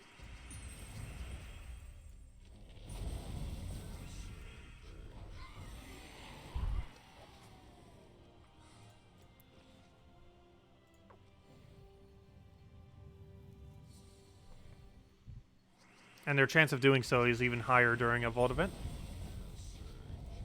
Also, one interesting interaction with Pet Gnome is he's the only gnome in the game where you still get the drop even when you get a Volky. So if you were to get a Pet Gnome and you were about to activate a pet, you would still activate that pet, get the Vault Key, and get one white pet food all simultaneously. But yeah, Pet Gnome is the only gnome in the game where it doesn't actually overwrite your drop. You still get the normal drop that it would have given you, plus the Volky on top of it. Every other gnome, it just replaces whatever drop they would have given with the Volky instead. But Pet Gnome is the one exception to that.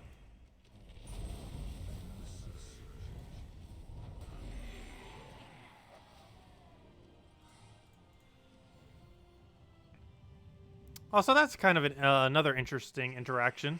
I'm not sure if it's actually a thing. I wonder if the pet gnome bait can actually give you a vault key. Has anyone tested that yet? Probably not, because I'm pretty sure most people don't have that many pet gnome baits. I wonder if anyone in my guild has bothered testing that, because I know a couple of them have bought into those packs. But I don't think anyone has tested that yet. So we could always use this ask the devs. But yeah, I'm not sure if we even know if the baited pet gnome even has vault key as a possible drop. But if it does, it would have a higher chance during these vault events, most likely. Unless they forgot to code it, since it's its own separate troop. Which, knowing them, they probably forgot. But I wonder if that's actually an interaction that works. That'd be relevant if pet gnome bait was actually ever obtainable. They really need to add it to when you buy up gems. When you use gems to buy pets, they should add pet gnome bait to that for sure. I'm not sure why they didn't. No one ever really does it because it's so bad value. But if they added some pet gnome bait to it, some people would probably go for it. If you would get like 10 pet gnome baits on your way to maxing out a pet when buying it through gems, I'm pretty sure people would actually buy max pets. Even if it was only 5 pet gnome baits up to that point. But right now you currently can't get it with anything other than $20. However, it's by no means the main reward you get for that. It's a bunch of other stuff. However, for whatever reason, it's only in that 20 pack, and they didn't add in any other way. Which I hope they do eventually. Because the shop for pets would be the best location for it, given that it's already so underused to begin with. Ooh, 20 ultra rares. Not the best drop, but is one of them we need. That converts to 2 epics. However, his 12 epic would be much better. Also, he has a really elusive 50 epic drop.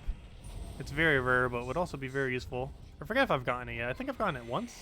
Have I gotten it yet? I have a screenshot of if I've gotten it at all. So if I don't have a screenshot of it, I probably haven't gotten it. But I'm not sure if I do or don't. Let's see. Hello, Ermford. Are you still streaming tonight? Yes. As you won't be able to watch this streaming for long at the moment. Yeah, we'll still be streaming tonight, 6 hours from now. 8 p.m. Eastern Standard Time, as we do every night. We'll be getting level 100 Hierophant tonight. Probably get 99 this stream. And then do 100 tonight. Actually, that's probably the point at which we're handing out redeem code as well tonight. Is that level 100 Hierophant. Finally getting that maxed. Then we'll move on to another hero class as of tomorrow. Or I should say as of later tonight. Because obviously when we finish out tonight's stream, we'll switch to Stormcaller. Stormcaller will be the next one we get to 100. Which potentially we could actually get done this weekend if we grind heavily at it. It's at 86 right now. We'll see how close we get. But we can almost get it to 100 this weekend. Or all the way if we really want to. We might. We'll consider it. It's tempting. Get 200 in a single weekend. What is Hierophant good for? It has one combination that's interesting. It's the only hero class in the game that has cleanse on extra turn while also having triple damage on burning. It is the only hero class in the entire game with that combination. So that's mostly if you needed a hard counter. If you wanted to use triple damage to burning, but you needed hard counter to entangle, this hero class would be the best option in the game for it. It also, of course, is immune to freeze, since you can use your extra turn to get rid of the freeze. So it's really good against when you're using skull spam triple burning teams. When you're up against freeze and entangle is the main 2 things that Hierophant is good for. For pretty much nothing else is it really viable. And it's probably one of the more underestimated hero classes. It's still definitely not one like the best hero classes. But it requires it to be level 100 for its unique aspect to actually be able to be used. Which is a really high amount of levelage to put into it to be able to use it. Whereas most other hero classes can function by 70, which is to the halfway point. Hierophant is one of the rare ones that doesn't start working till 100. Actually, it might be one of the only hero classes. I think there's a few. But it's among one of the only few that has to be all the way at 100 to be viable. Compared to other hero classes. Hello, Gamora! Welcome. You slept in? Oh, always good to catch up on sleep, that's for sure.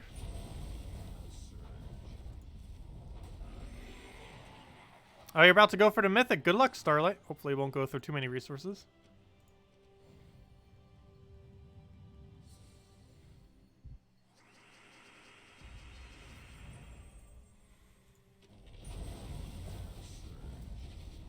I normally end up just using Sun Spear with Phoenicia more often than not. If I'm trying to make it into a team that's going to go on for a while. Just because it's the only hero class that will keep doing the Red Storm. Whereas in every other situation, you only have 4 turns. Which is good enough if you're going for a quick kill. Which is why I normally use like Diabolist just to get free XP on Diabolist since I haven't maxed it. However, having Perpetual Red Storm is really beneficial for Sun Spear if you're going beyond 4 turns. Which if you're doing something like pet battles, you would normally want to have on it. Because normally in a pet battle, particularly the later pet battles, you're not going to win it within 4 turns. In most situations, unless you get lucky. Because to win it in 4 turns with in a pet battle, you would have to full mana on turn 1, cast, then do the same thing again. Use something to go get full mana, then cast again. And it's very unlikely you'd be able to instantly get the full mana like that. Also, why did I not take the mana? Whoops. Could have already won the previous turn.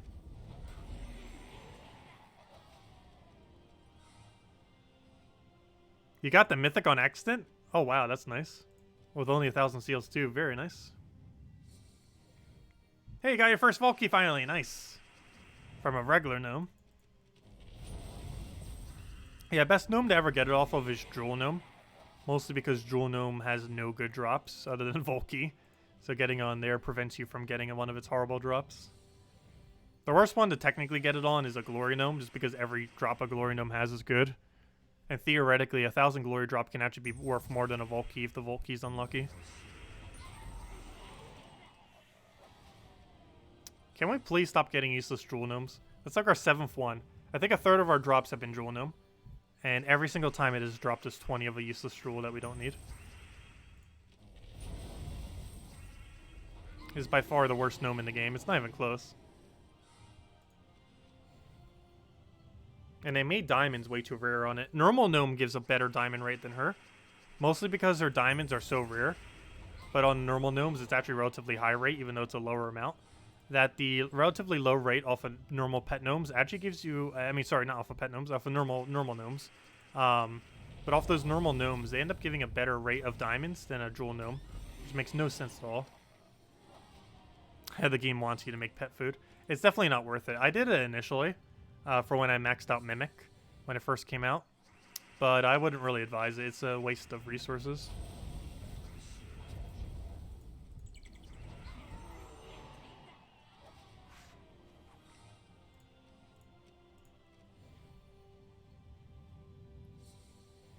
It's kind of unfortunate that summoning stones can't give you legends anymore though, or mythics. At one point you were able to get legends and mythics off it because it would do any of the color. However, then they changed up how it works. And while it's somewhat good for newer players to try to get epics that they don't have, they did technically end up nerfing being able to use them for random drops. Because now the best they can ever give you is an epic. Whereas before they could actually give you legends and mythics. Which is a bit unfortunate. But yeah, jewels used to actually have slightly better value in the past. But then they got reduced when they did that change. It's better for newer players, however it's worse for when you get later into the game.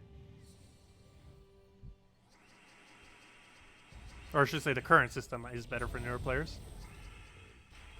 But the overall system is worse once you start progressing further. Like once you have every epic in the game, the system that they have is worse than it would be otherwise.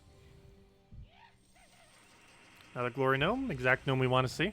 If we could just replace every gnome with a Glory Gnome, that'd be great. There was actually a glitch that used to do that in the past. It's a pretty useful one. Volkey! Nice, second Volkey. Well, let's go add that to the list. Oh, I wasn't on 20. Aw, we're too late. Oh well. Where's my thingy thing? I want to confirm this. Why doesn't it let me click on it? There we go. Click on that. Click on this. There we go. Yeah, 22 with 2. That's funny. The 222. Do you think they will let you craft pets in Soulforge? I wish they would. Like whatever the kingdom pets are for the given week, let you craft them to some capacity. Or do some kind of rotation with one per color.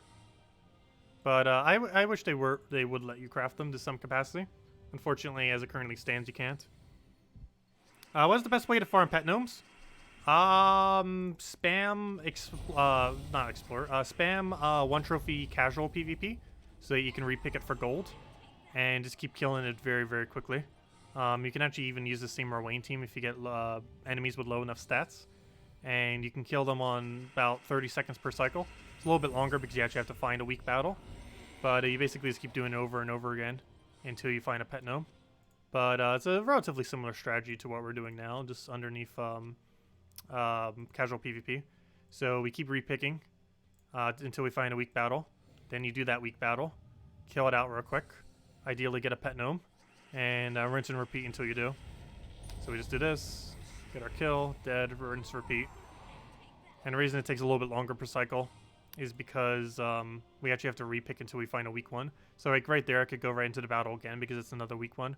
However, normally you'd have to repick a few times until you find another weak one. And it might take a few attempts until you actually find one that's in kill range. And right now it's already taken us 4 attempts, 5 attempts. However, the first one already was. And then we have another really extremely weak one. And you just keep doing that over and over again. However, someone from my guild already just got a pet, so we don't even need to do that. But that's the way that you do it. It takes about twice as long as doing normal Explorer. However, it has the quickest rate of giving you gnomes. Pet gnomes specifically. But anyways, speaking of pet gnomes, someone in my guild got a pet, so I don't need more copies of it. However, I do want the food, so let's go get the food. How do you know if they are weak enough? You kind of just judge by what the team score is, based on how much damage you have.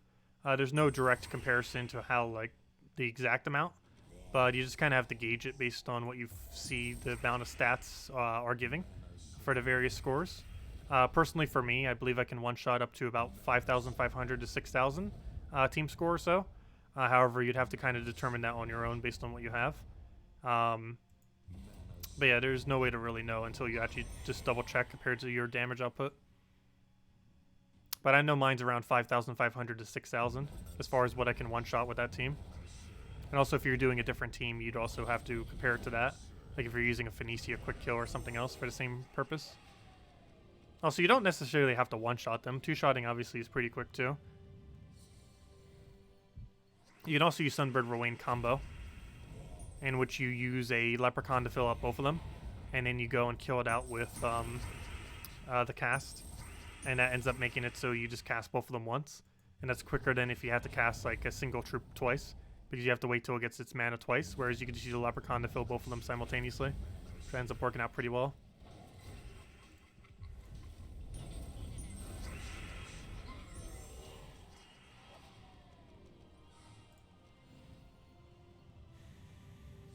And if anyone else has any other questions, do let me know. Do you think they will ever... oh, never mind, I already answered that. However, I wish they would have had pets to explore. It's something that has been asked of them, however, they didn't do it in next patch. But you never know, they might still end up doing it. But next patch will not be bringing pets to explore, unfortunately. It'd make it a lot more convenient. Though it would make PvP completely useless in the current state of the game. So then you might be looking to rework PvP prior to doing that. Is there any difference between getting into PvP Tier 1 at Monday or Sunday before reset? No. The rewards you get from doing PvP are the exact same, regardless of if you do it immediately or later. The only slight difference is you get a certain amount of glory per day based on the tier that you have. And that can stack up to be a little bit of extra resources, though it's a really minuscule amount. I believe you get 2 per day if you're all the way at rank 15. However, if you were to get it all the way to max of rank 1, I believe it's 16 per day. So that means you would get a difference of, what is that, 14 per day? Which, given that it would be 6 days that you would get the benefit for, since the last day you would already have it the other time around, you would end up getting a benefit of, how much more glory is that? 72. You would get 72 more glory over the course of a week if you do... a rank 1 on day 1 rather than waiting until Sunday. So obviously that's a pretty minuscule amount of difference. Back in the day, that 16 glory that you could get as a max for having tier 1 per day, that used to be the only glory in the entire game at one point. There used to be no other way to gain glory other than that at one point in the game when the game first started 5 years ago. It's actually a really old leftover mechanic that they never bothered changing. Yeah, it's only a 72 glory difference doing a first day compared to last day, which these days is pretty much 0 glory.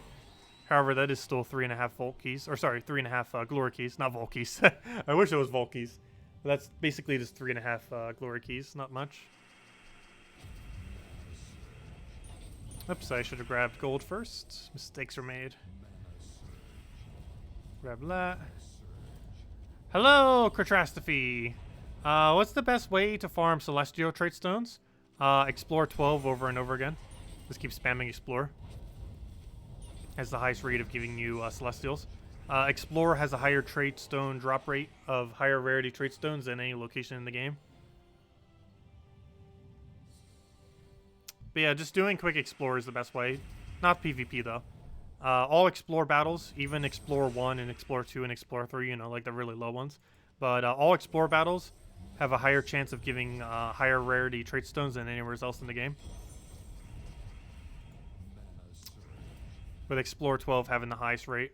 However, theoretically, due to the amount of time extra that Explore 12 would take, theoretically something like Explore 2 or Explore 3 quick kill would actually have a higher rate for Celestials.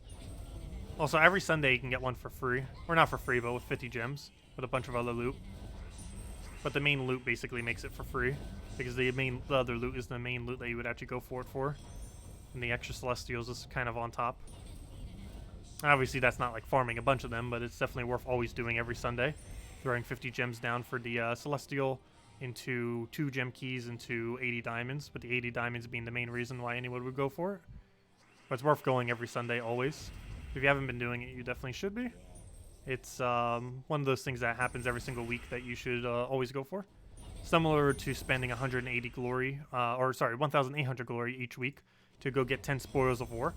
You can do that 10 times every single week, and it's worth going for at pretty much any point in the game, except maybe if you're like really early game. But it's one of the ways that you can gain event keys without having to spend gems. And if you compare it to gem value, it's actually a really positive gem value exchange. Because an event key is worth about 13 gems, and 180 glory is only worth about 9 gems. So you're basically getting a positive gem trade every single time you go for Spoils of War.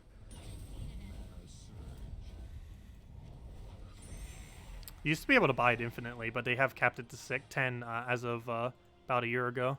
We actually have a stream where we just opened it non-stop for like an hour on end. It was pretty funny. Because we knew they would eventually make it a cap, because they told us ahead of time. But anyways, that's that. Next order of business. Let's go restart the game. And since I'm restarting the game, that means we have a 100% chance of finding a vault key on this next battle. Like we did last time. Let's see. But anyways, let's go find some more gnomes. Hopefully get at least a few more vault keys in there. This stream. I want to get at least one more, if nothing else.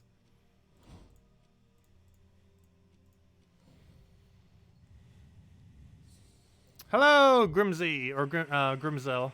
Welcome. After the last mythic depleting all of your stacks. Oh yeah, this mythic ends up depleting quite a bit of my stacks. Yeah, ate through my whole gem key stack. So I guess I was making up for the last mythic, which was super lucky. Last mythic we got in, like what, 100 gem keys or something? It was really quick. Yeah, it tends to happen. Mythics can either be achieved really easily, average, or extremely bad luck. And this time around, I got towards the bad luck end. But last month we had ultra luck. Hello, Andrew. Welcome back. Oh yeah, we finally got some keys, 2 of them, as you can see.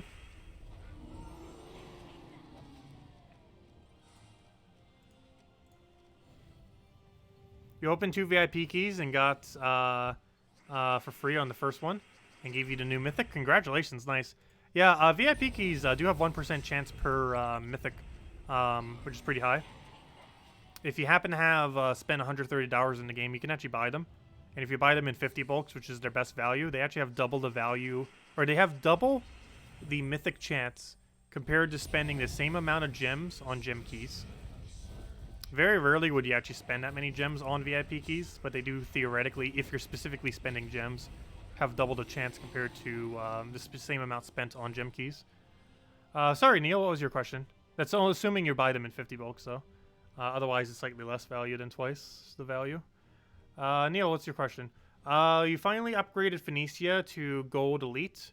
Oh, nice. I didn't even bother doing... Actually, I haven't upgraded any Mythic of mine yet. Will it be enough to raise difficulty to explore 6? Probably not. Though you'd kind of have to test. I would not know. I don't believe it would be, though. You can test it, though. Oh, never mind. You're asking if it would. Never mind. You didn't say that you did. You're asking if it would be. No, I do not believe fully meddling it would give Explore 6. And if there is, there would have to be really specific kingdoms you'd have to run it in. Because I don't think it would be able to run every kingdom if it could. But there might be one kingdom where it could consistently do it. I just don't feel like it will be enough stats. Or it won't be enough damage. You have to keep in mind, there's quite a bit of difference between the two, stat-wise. Like if we go check and explore real quick. Explore 5 and 6 have a 10 level difference. And that 10 level difference is quite a bit of stats. And I believe it's enough that 6 additional damage will not be enough to go from 5 to 6. However, actually, 6 additional damage is 12 additional damage, isn't it? I forgot. Okay, maybe it is, actually. I'm not sure. I'm not sure how many people even have it upgraded to test something like that. We can see how much damage she does, though, and kind of find out that way. I guess we could check real quick. Let's just check on Leonis Empire and just do a few battles. Let's go all in magic. Go into explore. Do it to Leonis Empire. Let's do difficulty 6. Okay, and this will not one-shot. I already know for sure it won't. However, will it be in 12 damage range is what we want to see. If it's in 12 damage range, Phoenicia would one-shot it with fully meddled, or fully meddled.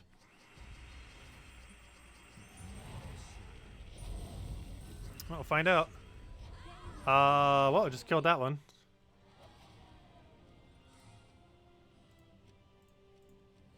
Actually, yeah, it might actually be able to do it with fully meddled.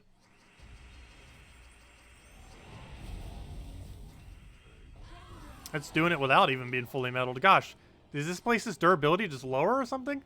Why are we one-shotting everything?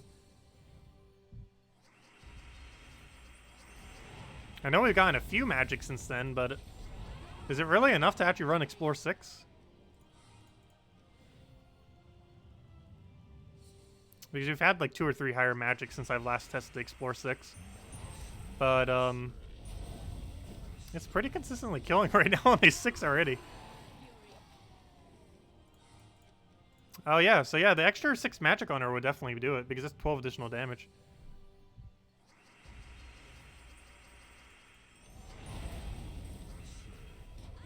Okay, so there are still some things that it can't kill. Only if they have 10% though. Oh no, that still wouldn't have killed though. Because he would have had, but if we had, yeah, even if we had 12 additional damage. But that's because he had 10%. But, yeah, the 10% is mostly what threw that off. So if there's, like, any 10% in play, you can't do the 6. Whereas if you did it in 5, that wouldn't have mattered. Unless there's a 20%. I'm surprised it actually can kill X6.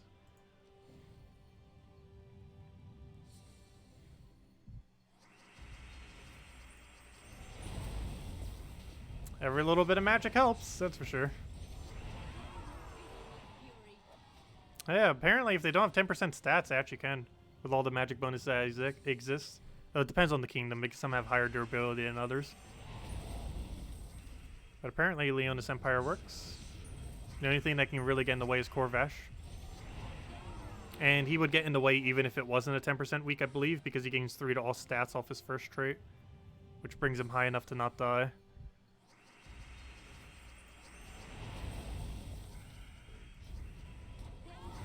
Apparently that one doesn't die either. Luckily it does get burned, so we could just waste a few seconds to go get it. However, at that point it wouldn't be worth it because that would waste too much time compared to doing it otherwise. But yeah, if you had her fully meddled, I believe she would consistently kill, assuming you had every magic bonus in the game. I don't think it would be worth fully meddling her just for that purpose though. Seems a bit overkill if that was the only thing you were doing it for. Also gonna feel weird soon because no longer will we need to ever use Arachnia whenever we want to set up our medals. Because soon we're going to be getting a medal next patch that has 4 attack, 4 HP, and 4 armor. So if we ever want to set an Arachnia, we just set Seasons instead, which is a new medal coming in next patch. We are likely to be getting more medals into the future, and the one coming in next patch will be the first one that we're ever going to be getting that's new, compared to the starting 6, of course. It's going to be epic rarity. What to grab here? We'll grab that. Oh yeah, it also depends on the number of red gems on the board. I forgot. She does have 1-to-1 boost ratio based on burning and red gems on board, which can change her damage output as well. Forgot about that. That can also affect it on top of her base damage.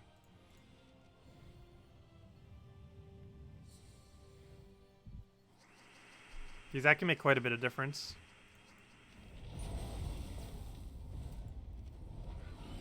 Because the amount of stats we're dealing with, a few extra damage can make be the difference between killing and not killing it. Also, he's gained Hierophant level. Almost level 99. And we'll get 100 tonight. Anything good in here? Probably not. Chance of us getting Arachne in one of those is about the chance of getting a Nysha in 12. But yeah, the chance of getting Arachne at 3 is about the same as getting Nysha in 12, which is super low. Medal of Seasons will destroy combinations like 8 armor and 8 life. 2 Medals of Seasons will have 8 attack as well. No. 8 armor and 8 life will actually still be used occasionally. 8 life, not as much. But 8 armor will still be used for Rowain. Because Rowain doesn't gain as much of a benefit from 12 armor as she would from 24. Even though you'd gain other stats. But those other stats don't matter. Only the armor matters. Like, our Rowain could have 1,000 attack right now. It's not going to make any difference. Because the only stat she really needs is armor. And her having higher HP means nothing as well. So you'd still be using that. For anything that has HP boost ratio, you'd also be using the HP instead of Seasons. However, Seasons will be good in most situations. So it'll completely replace out Arachne in every situation, since it's the exact same amount of bonus, until they end up buffing it. Or, you know, buffing Arachne, that is. Which they aren't doing immediately in next patch. And other than that, it's going to be really good with Ketris, because Ketris boost ratio is off all 3 of those stats. Actually, probably gains the biggest amount of benefit of any troop, since he has boost ratio for all 3. Whereas before, you would just have to give it to one stat, but now you can do it to all 3 simultaneously.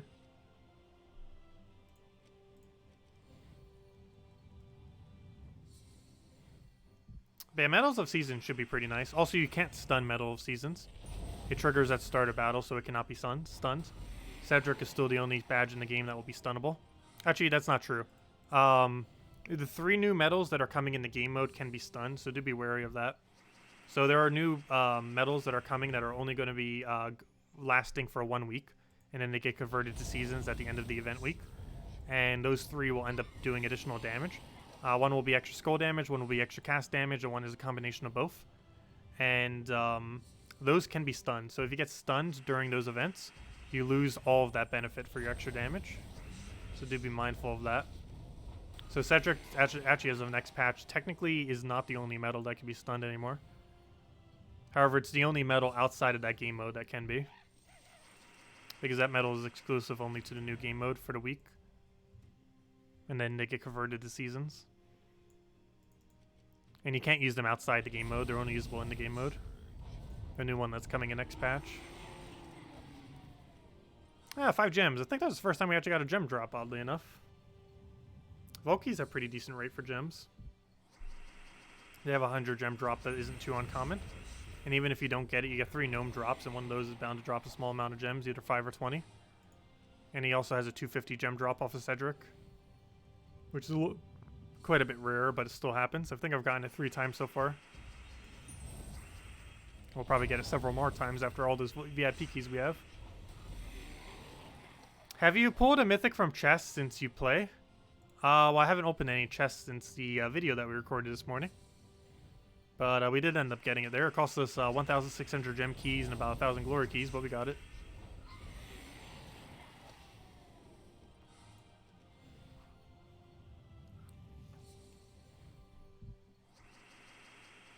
I should think it was closer to 2,000 glory keys. Not like the exact amount matters that much.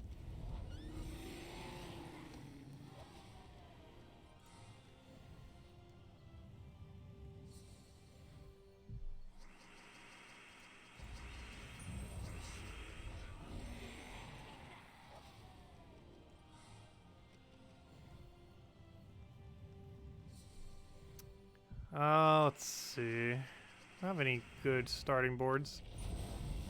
We need better starting boards. Helps the battles go quicker.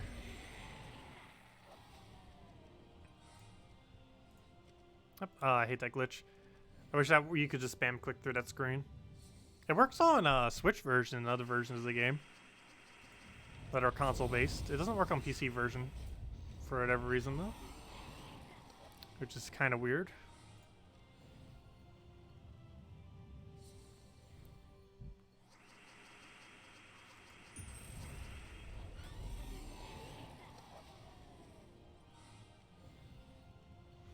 Easiest way to get arcane trait stones is glory.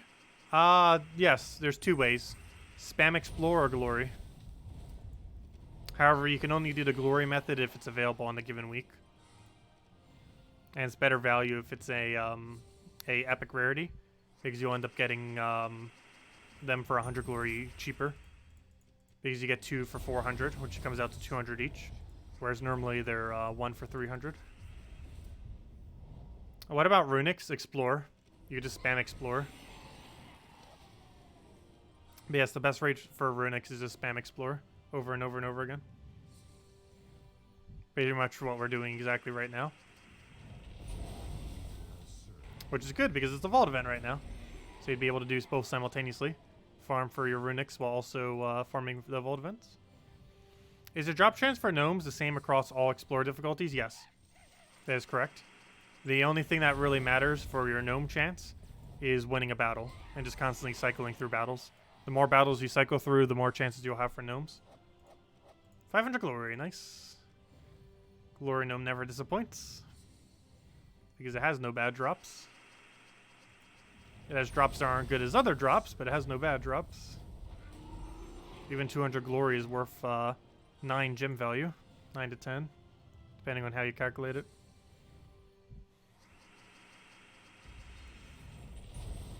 Back from eating sushi. Nice, that sounds good. I haven't had sushi for a while. Kind of got back into a sushi mood as the last year or so.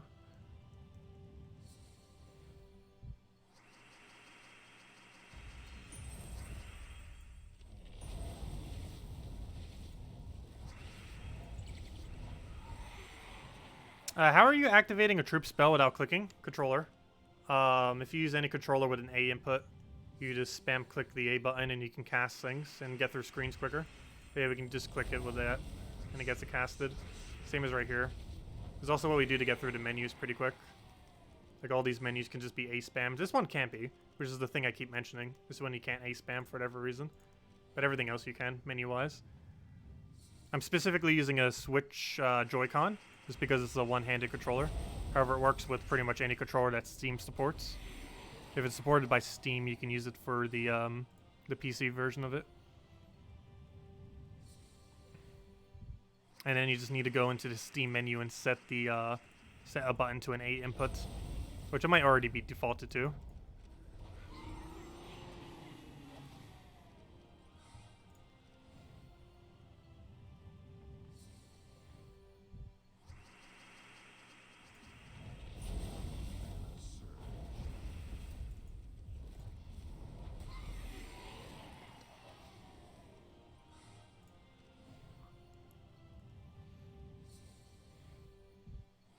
You used to craft runic trait stones in Soulforge, but now you have thousands more than you need. I guess because of the major, how useless majors are, I guess you could do that. I forgot how many it costs. Doesn't it cost like 7 majors to create a runic? I guess if you have a excessive surplus, it wouldn't be that bad. I wouldn't really advise it though, compared to the rate at which you can farm it, because you'd waste souls by doing it this way. But yeah, it's pretty pricey on souls. But yeah, 7 majors isn't that bad, given that majors are rather useless once you reach a certain point in the game.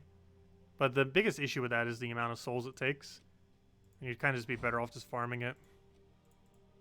But if you needed a few in a pinch, like most of the trait stone crafting in Soulforge, you pretty much only do if you need a few like really, really quick. Like you don't want to go and spend like a few minutes to go farm it and it's like, okay, I just need 3 more, let me just craft it. It's like the only time you ever do that. You should never like mass Soulforge any trait stone. because it burns through a lot of souls. And there's an increasingly high amount of things that require souls these days. Getting every single weapon in the game requires souls. Getting those new elite levels requires souls. Just getting everything normal leveled requires souls. And more things in the Soul Forge over time constantly keeps requiring souls.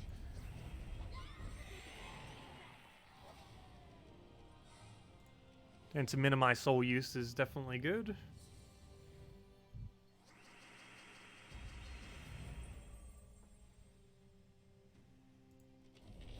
Yeah, you need a lot of trait stones to level up kingdoms. Even just getting 5-star all kingdom can require a lot of trait stoning. I think that was the biggest thing holding me back on my Nintendo Switch account. There was 2 things that normally held you back. One was having the legend from the kingdom, but the main other thing was actually having the trait stones. You sometimes would have to go out of your way for hours just to level up a kingdom into 5-star.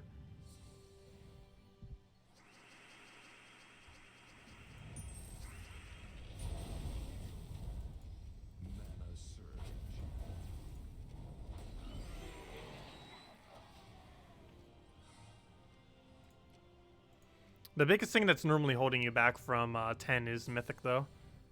More so than anything. That's normally the hardest objective. That or getting a few of them to Mythic, because I believe you need 18 of them to be level 20 or something. Somewhere around there. Which is also decently difficult, because that means every single one of those has to be Mythic to have them all at level 20.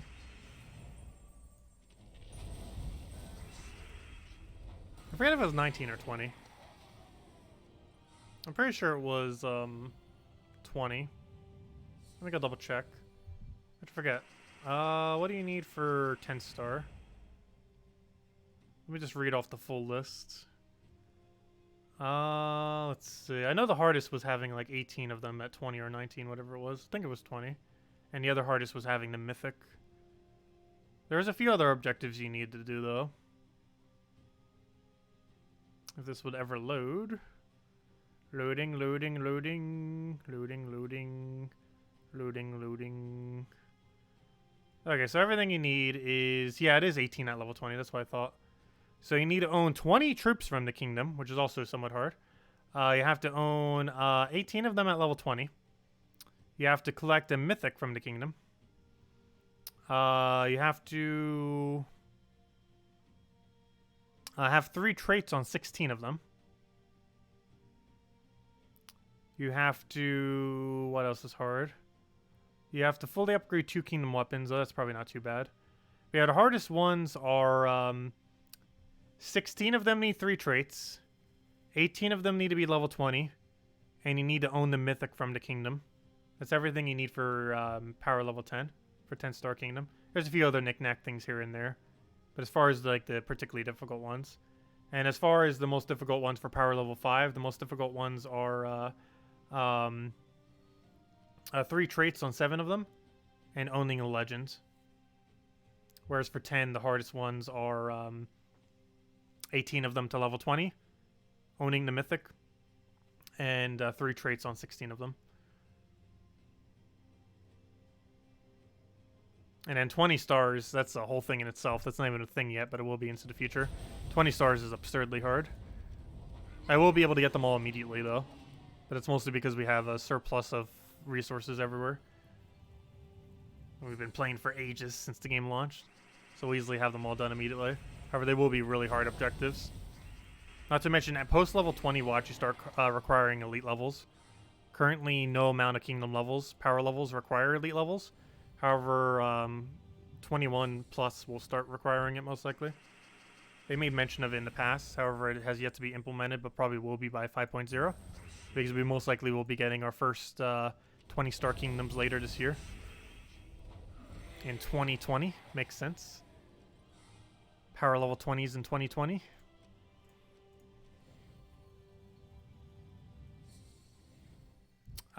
Pets? Oh, yeah. That's one of the other hard objectives. I forgot. There is one other hard objective for a 20-star kingdom. Well, actually, I wasn't really mentioning 20 stars. But one of the hardest objectives for a 20-star kingdom is you have to own 2 pets at level 20. The reason why this is difficult is for a good majority of kingdoms, the only way to have a second pet at level 20 is to do pure faction for the level 500 pure faction for the faction associated to the kingdom, which costs a lot of gems and can even be difficult depending on the kingdom. But yeah, the hardest objectives for level 20 are, actually let me go bring it up, for when we do eventually get level 20s into the game.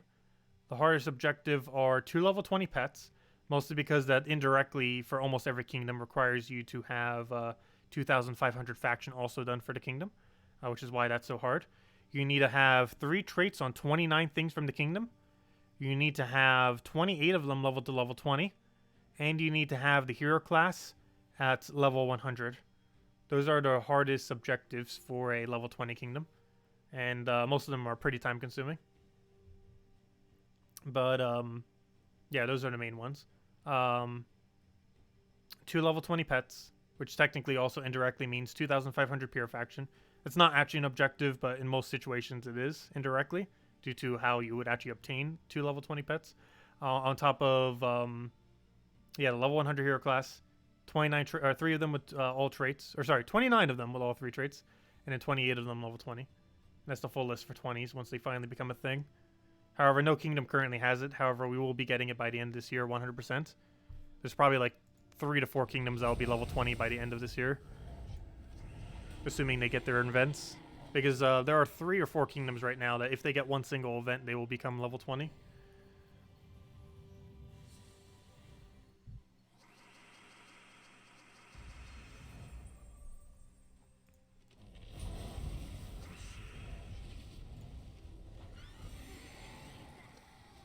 You just got a pet rescue, you've got 2 squids.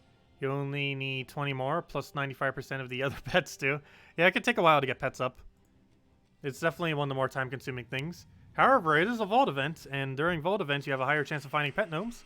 So you could pretty much get your guild perpetually getting a pet gnome battle or a pet battle every single hour. So it is possible to get a lot more than you normally would be able to this weekend. So if you've been wanting to catch up on pets a little bit, now's the time to do so, especially if your guild is semi-active.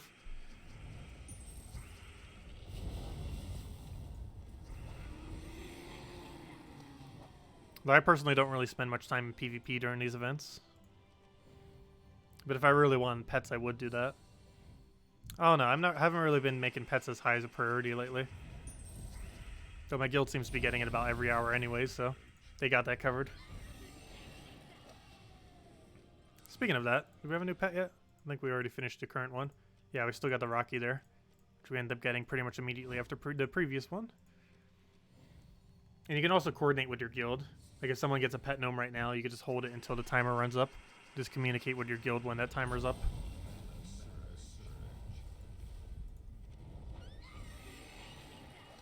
You can end up easily doing it that way. Ah, you gotta work on the weekend. Yeah, that's unfortunate. That is unfortunate. Though you still get the guarantee one every Wednesday. And lately they've been doing some Saturday ones as well. I see you, Starlight. Oh, how was your how was the Mythic thing, by the way? I'm not sure if you mentioned that into chat. You said you were gonna open a bunch of keys. But good night, Starlight. Hope the Mythic went well. We're trying to open for one. What do we grab here? We don't have any free turns, so we'll grab that. Get our split down.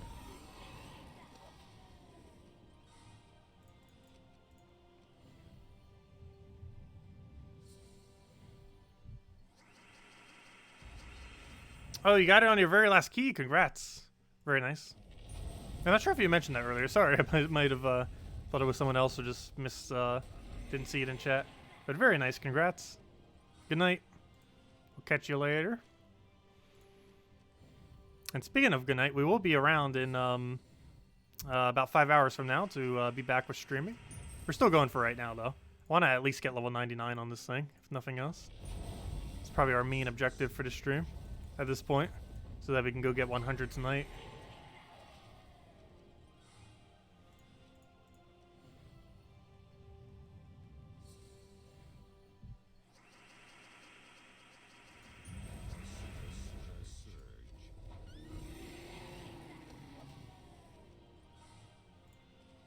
Come on, where are all the gnomes at?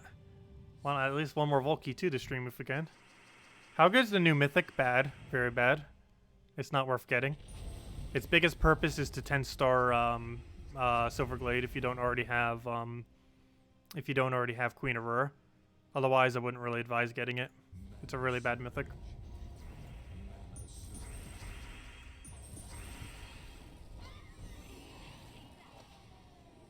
The only real good thing it has going for it is it's the second best 50% spell reduction troop in the game. However, it's worse than the best, and for that reason, not really that viable. Come on, 50 epic ingot drop. I'd actually prefer that over a VIP key on this thing. Ah, we got a 12. That's still good though. It's not as 50, but I'll take it. It's the second best drop I need from him. Honestly, I value his 50 50 epic ingot drop and his 12 epic ingot drop as better value than his vault key because I still need them. Of course, that will not be the case once I finally have all the epics done. But at this current moment in time, prior to having every epic weapon in the game maxed, I actually do prefer them over vault key. So that will change soon. Because we're actually really close. We only have 8 more epic weapons to go until we've maxed out everyone in the game.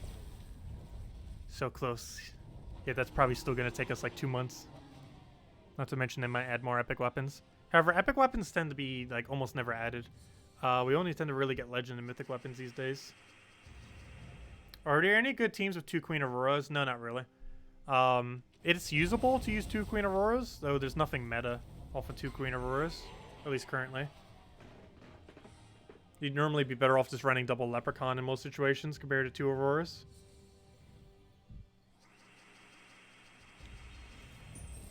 Or 1 Aurora with a Leprechaun.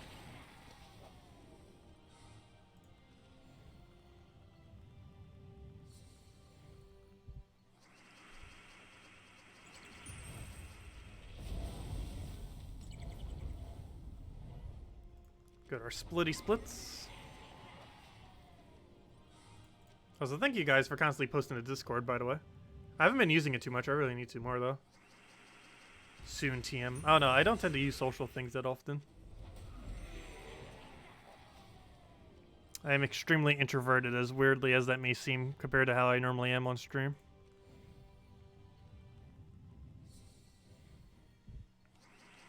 What do I grab here? Get the explosions for now.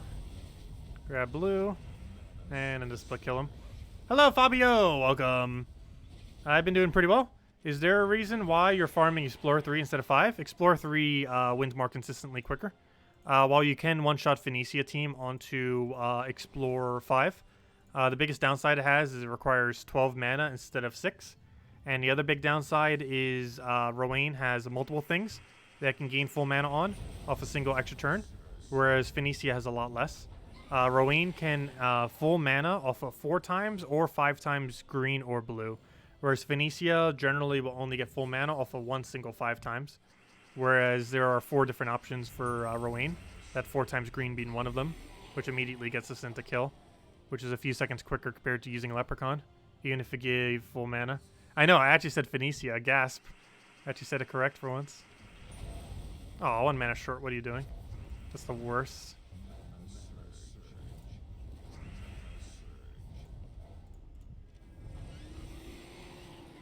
Hello, Zex. Welcome. Hello, White Tiger. Yeah, we're definitely on the power grind right now. That is Vault events in a nutshell. Grind, grind, grind, grind, and grind. But it's worth it for all the loot you get along the way. A little low on Vault keys this time around. However, we've been getting pretty good loot otherwise. Don't you mean Suna? No.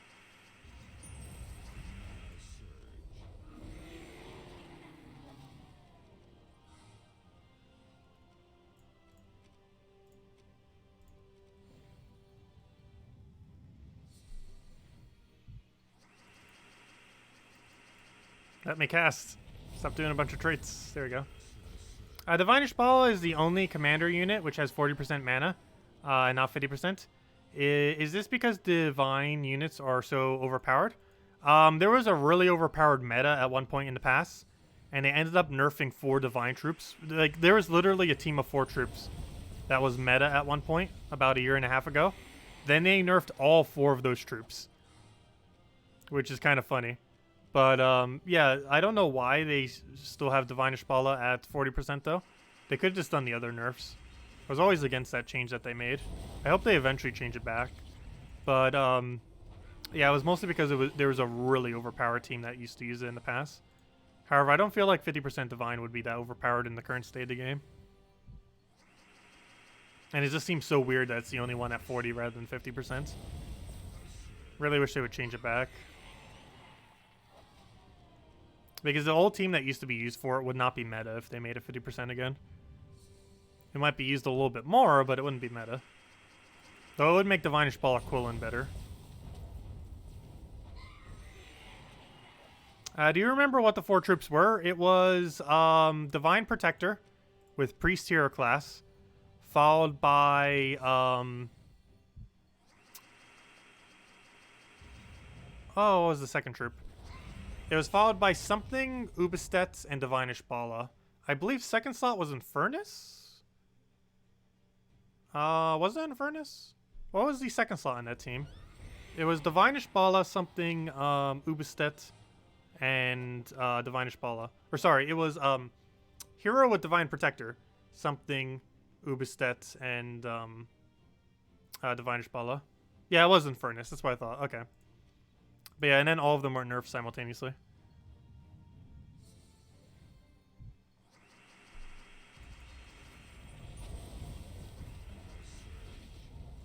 Actually, technically Divine Protector wasn't touched, but the other 3 were.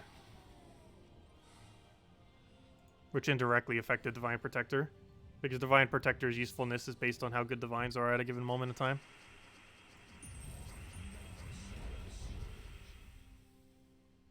What's the new Mythic's rating out of 10? Probably a 4. Where 10 is good and 0 is bad. It falls in a 4 or so.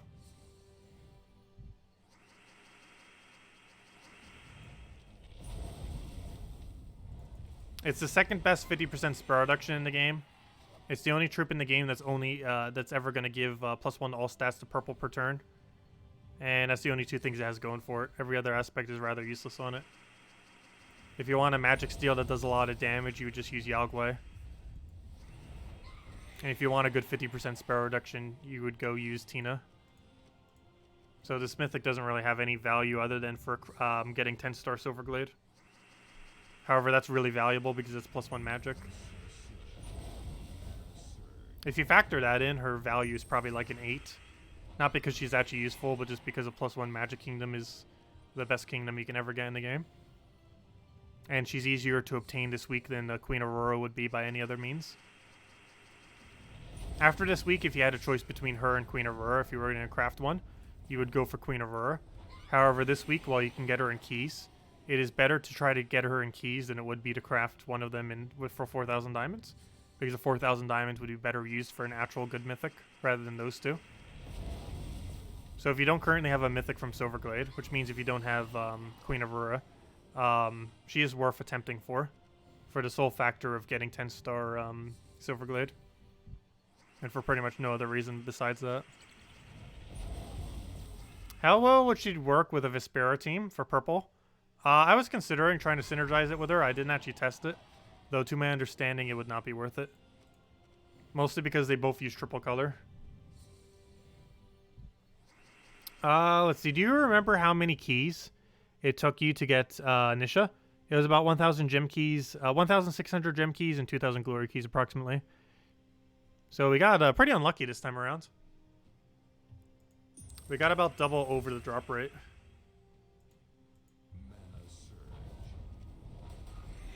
Because to get it on the drop rate's about 1,000 gem keys.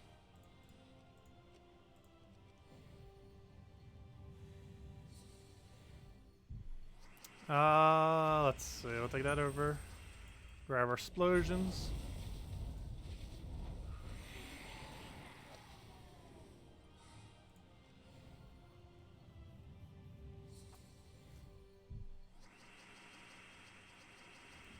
Wanted to take that to try to cascade full mana. Unfortunately, I didn't get it.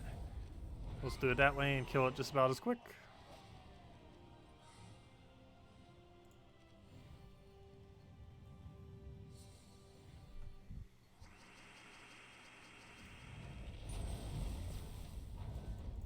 Oh, so we still didn't gain at level 99. We should be right on top of it by now, though.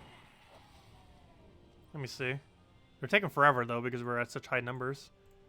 Yep, we're almost there. 14 more. And then we'll have level 99 on this thing. And then we'll get it to 100 tonight. And we'll probably wrap up this morning stream soon after that as well. So if anyone still has any other questions, now would be a great time to ask.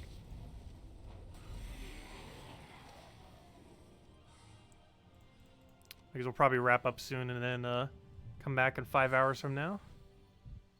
And we'll have another redeem code then as well. And we'll have a maxed out Hierophant then. And then we can go max out Silverglade. Or not Silverglade, max out, what's it called? Stormcaller after that. Also, definitely feel free to leave a like on the stream. Helps out a lot. If you enjoyed. In terms of Defense Guild Wars, what day is good to use Wild Queen? All of them. Any color she uses is a good day to run Wild Queen. She can be ran for all 3 color days. Brown, green, and purple. As far as best, I feel like purple ends up working best for her, oddly enough. However, she can be ran on all 3. Green's probably the worst day to run her. And the main reason I say that is people will hard counter green on green day. And obviously, you'd want green on the board. And they might end up removing it to a degree that would make her worse. However, purple day is probably the strongest. However, she could be used for all 3 days. Brown, purple, and green. With green being the weakest, purple being the strongest. It's Friday. Does that mean it's pizza day tonight? No. I got pizza last Friday. With double the pineapple. I still have yet to ask them to put so much pineapple on it that I can't see the pizza. I need to ask that someday soon. I'm curious how much pineapple they would put on. Because they have an offer right now that's, I believe it's $8 for a large with 3 toppings. So I want to ask, hey, could you just make all the 3 toppings pineapple and just put like as much pineapple as you possibly can on it for that price and see what they do? I'm curious how much pineapple would actually be on it. They don't have cinnamon. I checked. They have things that use cinnamon, but they're like pre-made kind of thing, so they don't actually have like actual cinnamon. I do need to go buy more cinnamon. I still haven't done that yet. The store's in walking distance, so it's not that big a deal. I've been trying not to get out as much because of coronavirus. There has been 0 cases in this state. However, there's also been like 0 testing across the entire United States. So it's probably in every single state to some capacity.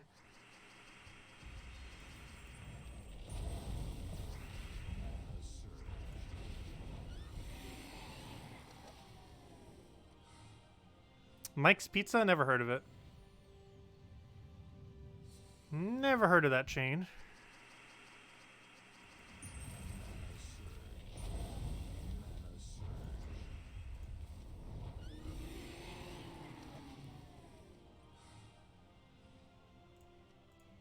There's a pretty nice New York style pizza by me as well that I get from occasionally. Haven't been getting there as much recently though. I've kind of mostly been sticking with Domino's lately. Especially since they have a free pizza every 6 orders. And it's also the closest pizza place to me, my location. So if I ever walk there, it's only a mile away.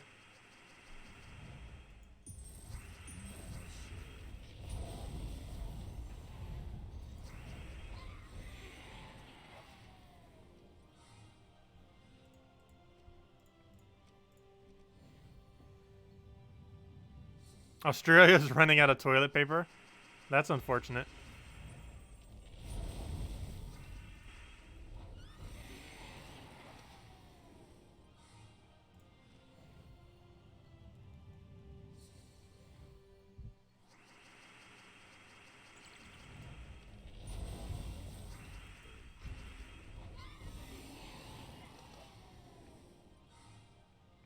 They have a cinnamon and sugar dessert pizza and a pastry dough.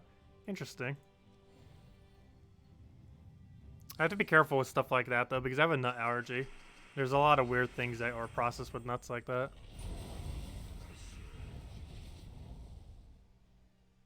I don't know, we might go a little bit longer on farming. We'll see. We might keep going. I just kind of want to grab dinner soon. I'll even take her. Grab that for now.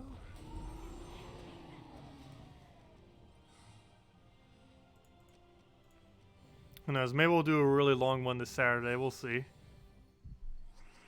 This is a vault event. If we're going to be farming at any time in this game, this is the weekend to do so.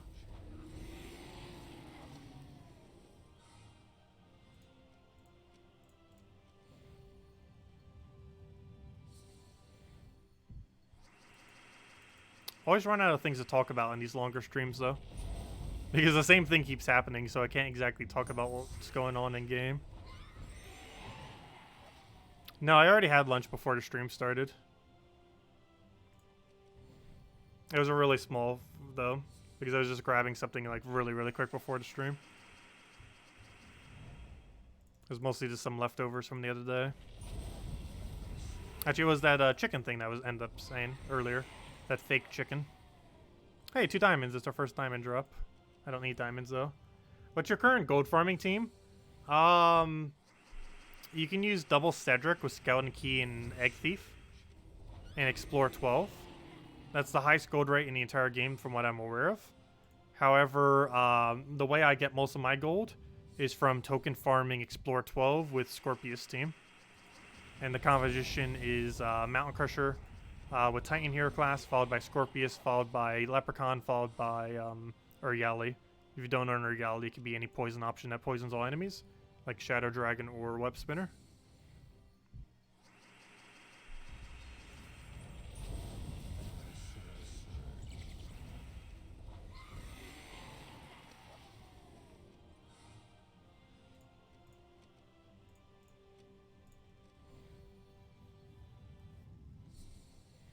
Oh, so we should be getting that level any second now. Oh, never mind. We already got the level.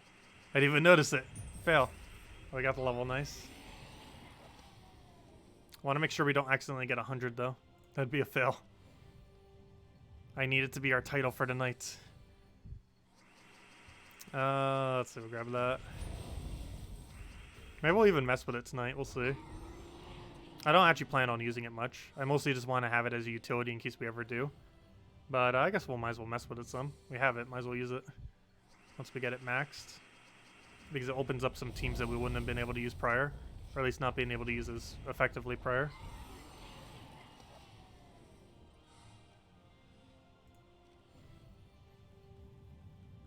Yeah, you can get pretty high win rate off of PvP. Doing one trophy battles.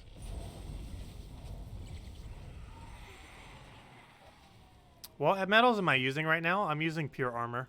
So plus 24 armor. Rowene has boost ratio off of armor for 2 additional damage. So 24 additional armor is 48 additional damage. Which is obviously a pretty substantial amount of damage. Especially for these game modes where stats are pretty low. And helps you one-shot these battles. 4 Mythic ingots. Come on, we want that elusive 50 epic.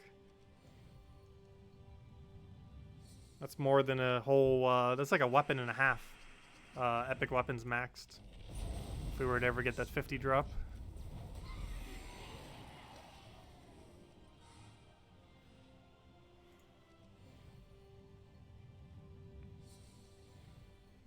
Yeah, defend team will always get less wins just because AI's AI. And player has first turn advantage. And the advantage of being an actual player.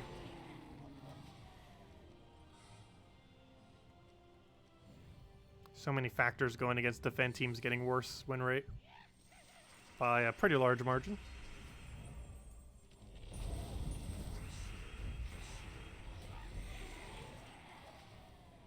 Three event keys. It's the first time I got that drop. It's worth 42 gems. Not that bad.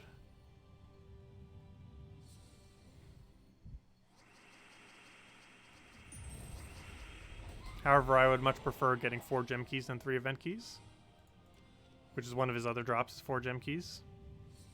It's technically worth less at 36 gem value rather than 42. However, I don't really need event keys. We have more event keys than we ever need. Whereas right now we have 0 gem keys. Actually, I believe we have 1 gem key because we got one since then. Off a gnome.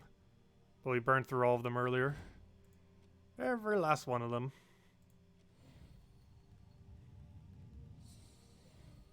As a new player, your stats aren't high enough to use Rowan. You can still get away with using Rowan on Explore 1. I believe the second you get Rowan, you have enough damage to do Explore 1. If you don't, you can just get a few level 10 armor kingdoms and probably have enough damage. But I'm pretty sure Explore 1 is enough damage. I don't recall any point where it wasn't doing enough on my other account. However, I was going for level 10 kingdoms a little bit early. But if you have a level 18 Rowan, even with 0 armor kingdoms, I believe you have enough to one-shot Explore 1. I'm almost guaranteed that's the case. Without any medals or anything, I believe you have enough damage.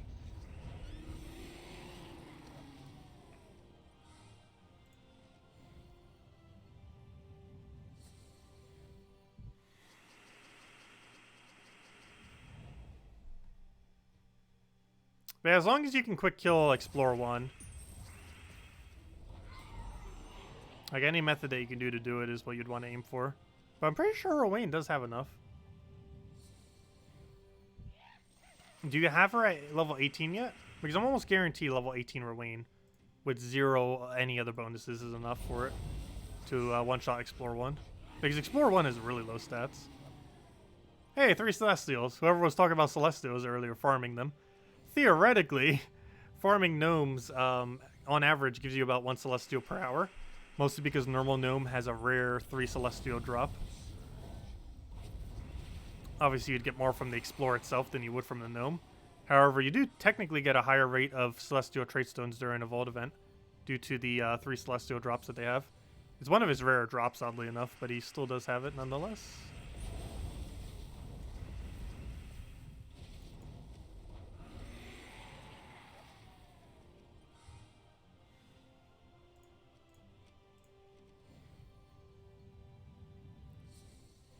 You got a 4 gem key drop? Nice. Yeah, that's one of his best drops. The best drops of a normal gnome is 3 event keys, 4 gem keys, and vault key. Oh, and 20 gems. Those are his best 4 drops. So of course everything has vault key. A few other noteworthy drops of his is 5 diamonds, if you still need diamonds, as well as 50,000 gold.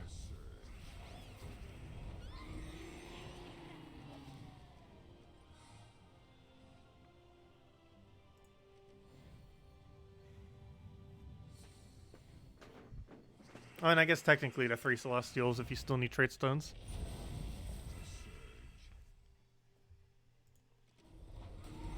Because that's like an hour or 2 worth of Celestials in a single drop.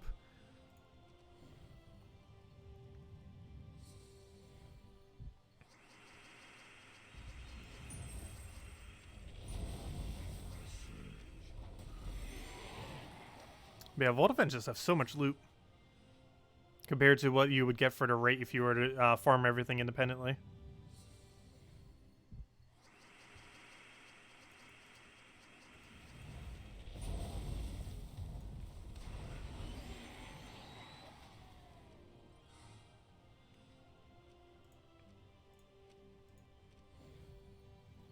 But if anyone has any other questions, do let me know. Otherwise, I think this will be the last set we do for now. And then we'll probably be heading off until later tonight. We'll be back in 4.5 hours from now, in which case we'll go get this hero class to max, as well as continue our grind. And Saturday stream, I think we might go a little bit longer on Saturday. Actually, we might not even do the nightly stream and just do one bigger stream throughout the day. And just keep it going for a while. Because that'd be pretty fun. I don't know, we'll see. It's nice having a little bit of a break in between. But I feel up to it, might just do one bigger stream. And just go all the way. If we did do that, we'd probably get not Sunspear. We'd probably get Stormcaller max this weekend. Because I believe I'm 6 hours off of maxing Stormcaller. It's 5 or 6 hours.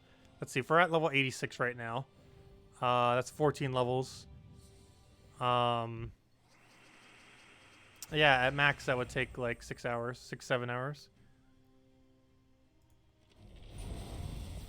What's the XP for that? What does that average out to? It's like 95. What's 95 times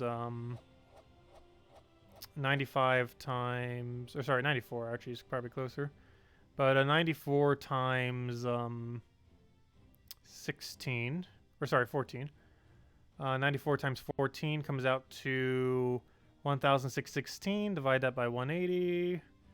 It would take about a little over 7 hours is how long it would take to get Stormcaller maxed from where it's currently at right now. Which means, yeah, if we did a longer stream tomorrow, we could probably have that done this weekend then. And then get it done on Sunday night. But get most of its grind done tomorrow. That sounds like a game plan. After reaching level 10 and 5-star all kingdoms, what do you do next? After that point, you probably focus a little bit more onto medals. Medals are pretty good for upgrading your stats at that point, because you would have gotten a good majority of your stats, of course, from 5-star, 10-star. But at that point, you can start doing medals to get the next part of your good portion of stats. And then from there, I don't know, you don't really ever target for 20-star. Because 20-star takes forever. Not to mention it doesn't even exist yet. But, yeah, your main objectives are probably tokens after you finish all 10-star all kingdoms. Tokens, doing guild-related events, making sure you get into a good guild if you're already in one. Like, you could easily get into one that gets all tasks done per week. Possibly even all epic tasks. But you could definitely get into at least all the base tasks done at that point. But yeah, definitely getting a better guild if you haven't already. And just focusing on tokens so you can start getting that next stat objective. Because that's pretty much the order for biggest stat gains that you could get. It goes pretty much in order of level 10 all kingdoms, 5-star all kingdoms, 10-star all kingdoms, medaling your troops, getting into a better guild that actually gets all epic tasks done so that you can go get all the extra stats off of that, and then Underworld. That's basically the order in which you gain extra stats. And then after Underworld would be level 20 all kingdoms, which will exist as of later this year, slowly coming in over time.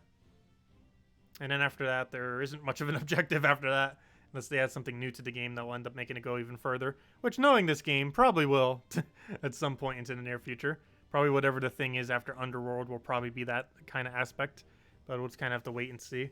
Not to mention Kingdoms will eventually go to 30 stars, but that's going to be a while before we see the first 30 star. Pretty sure it will be like 2 years from now before we see the first 30 star Kingdom. But anyways, guys, any other questions? Otherwise, I'll be gone for now. We'll be back in 4.5 hours from now.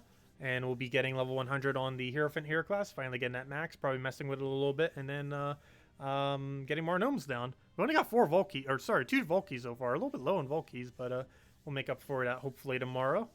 But anyways, guys. Hope you all have a wonderful weekend. Feel free to leave a like on the stream. Helps out a lot. And, oh yeah, no problem for streaming. Let's see. Oh, it's normally when you sleep, but this time it ended up working out better. Well, I'm glad then. But yeah, we'll be starting at about the same time tomorrow. Probably around noon Eastern Standard Time tomorrow.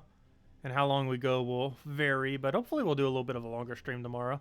So that we can go and hopefully just max out 2 hero classes this weekend. Pretty much back to back. We'll get one done tonight, and then hopefully one done Sunday night. We could theoretically maybe even get it done tomorrow. But yeah, like I mentioned, we have basically 7.5 hours of grind left on it to get the other one done. So we'll see. We'll probably do that this weekend. Might as well. If there was any time to do it, this would be the time to do it since it is a vault event and we gain more loot for doing so. So might as well do it this weekend. It's the best time to pretty much go and do anything in this game, but particularly level up hero classes. But anyways, guys, I'll catch you guys later. Thank you so much for stopping by. I hope you have a wonderful weekend. Best of luck with the vault event. And if you want to do that, casual PvP 1 trophy battles, repicking with gold, or doing Explore 1, 2, or 3, whatever you can quick kill is the best ways to go and farm it. And best of luck if you're going to be trying for the new Mythic. And of course, you can use the Vault event to try to get keys to go get the new Mythic if you want. New Mythic's really bad. However, if you don't own a Mythic from what's it called, Silverglade, it is worth considering, as Silverglade is a magic-related kingdom, and you would get a +1 magic for getting 10 stars on the kingdom, which requires you to own either Queen of Aurora or Wheel of Nysha. And Wheel of Nysha is easier to obtain than Queen of Aurora, even though Queen of Aurora is technically better. It is easier to obtain right now the new Mythic, so it is advised doing that, so you could go use the 4,000 diamonds on a good Mythic instead, because there's plenty of Mythics that are way better than either of those two, but you still want to have at least one of those two for the +1 magic if you're to the point where you can almost get it. Anyways, guys, thanks for stopping by. Catch you guys later, and goodbye, everyone! Thanks for stopping by.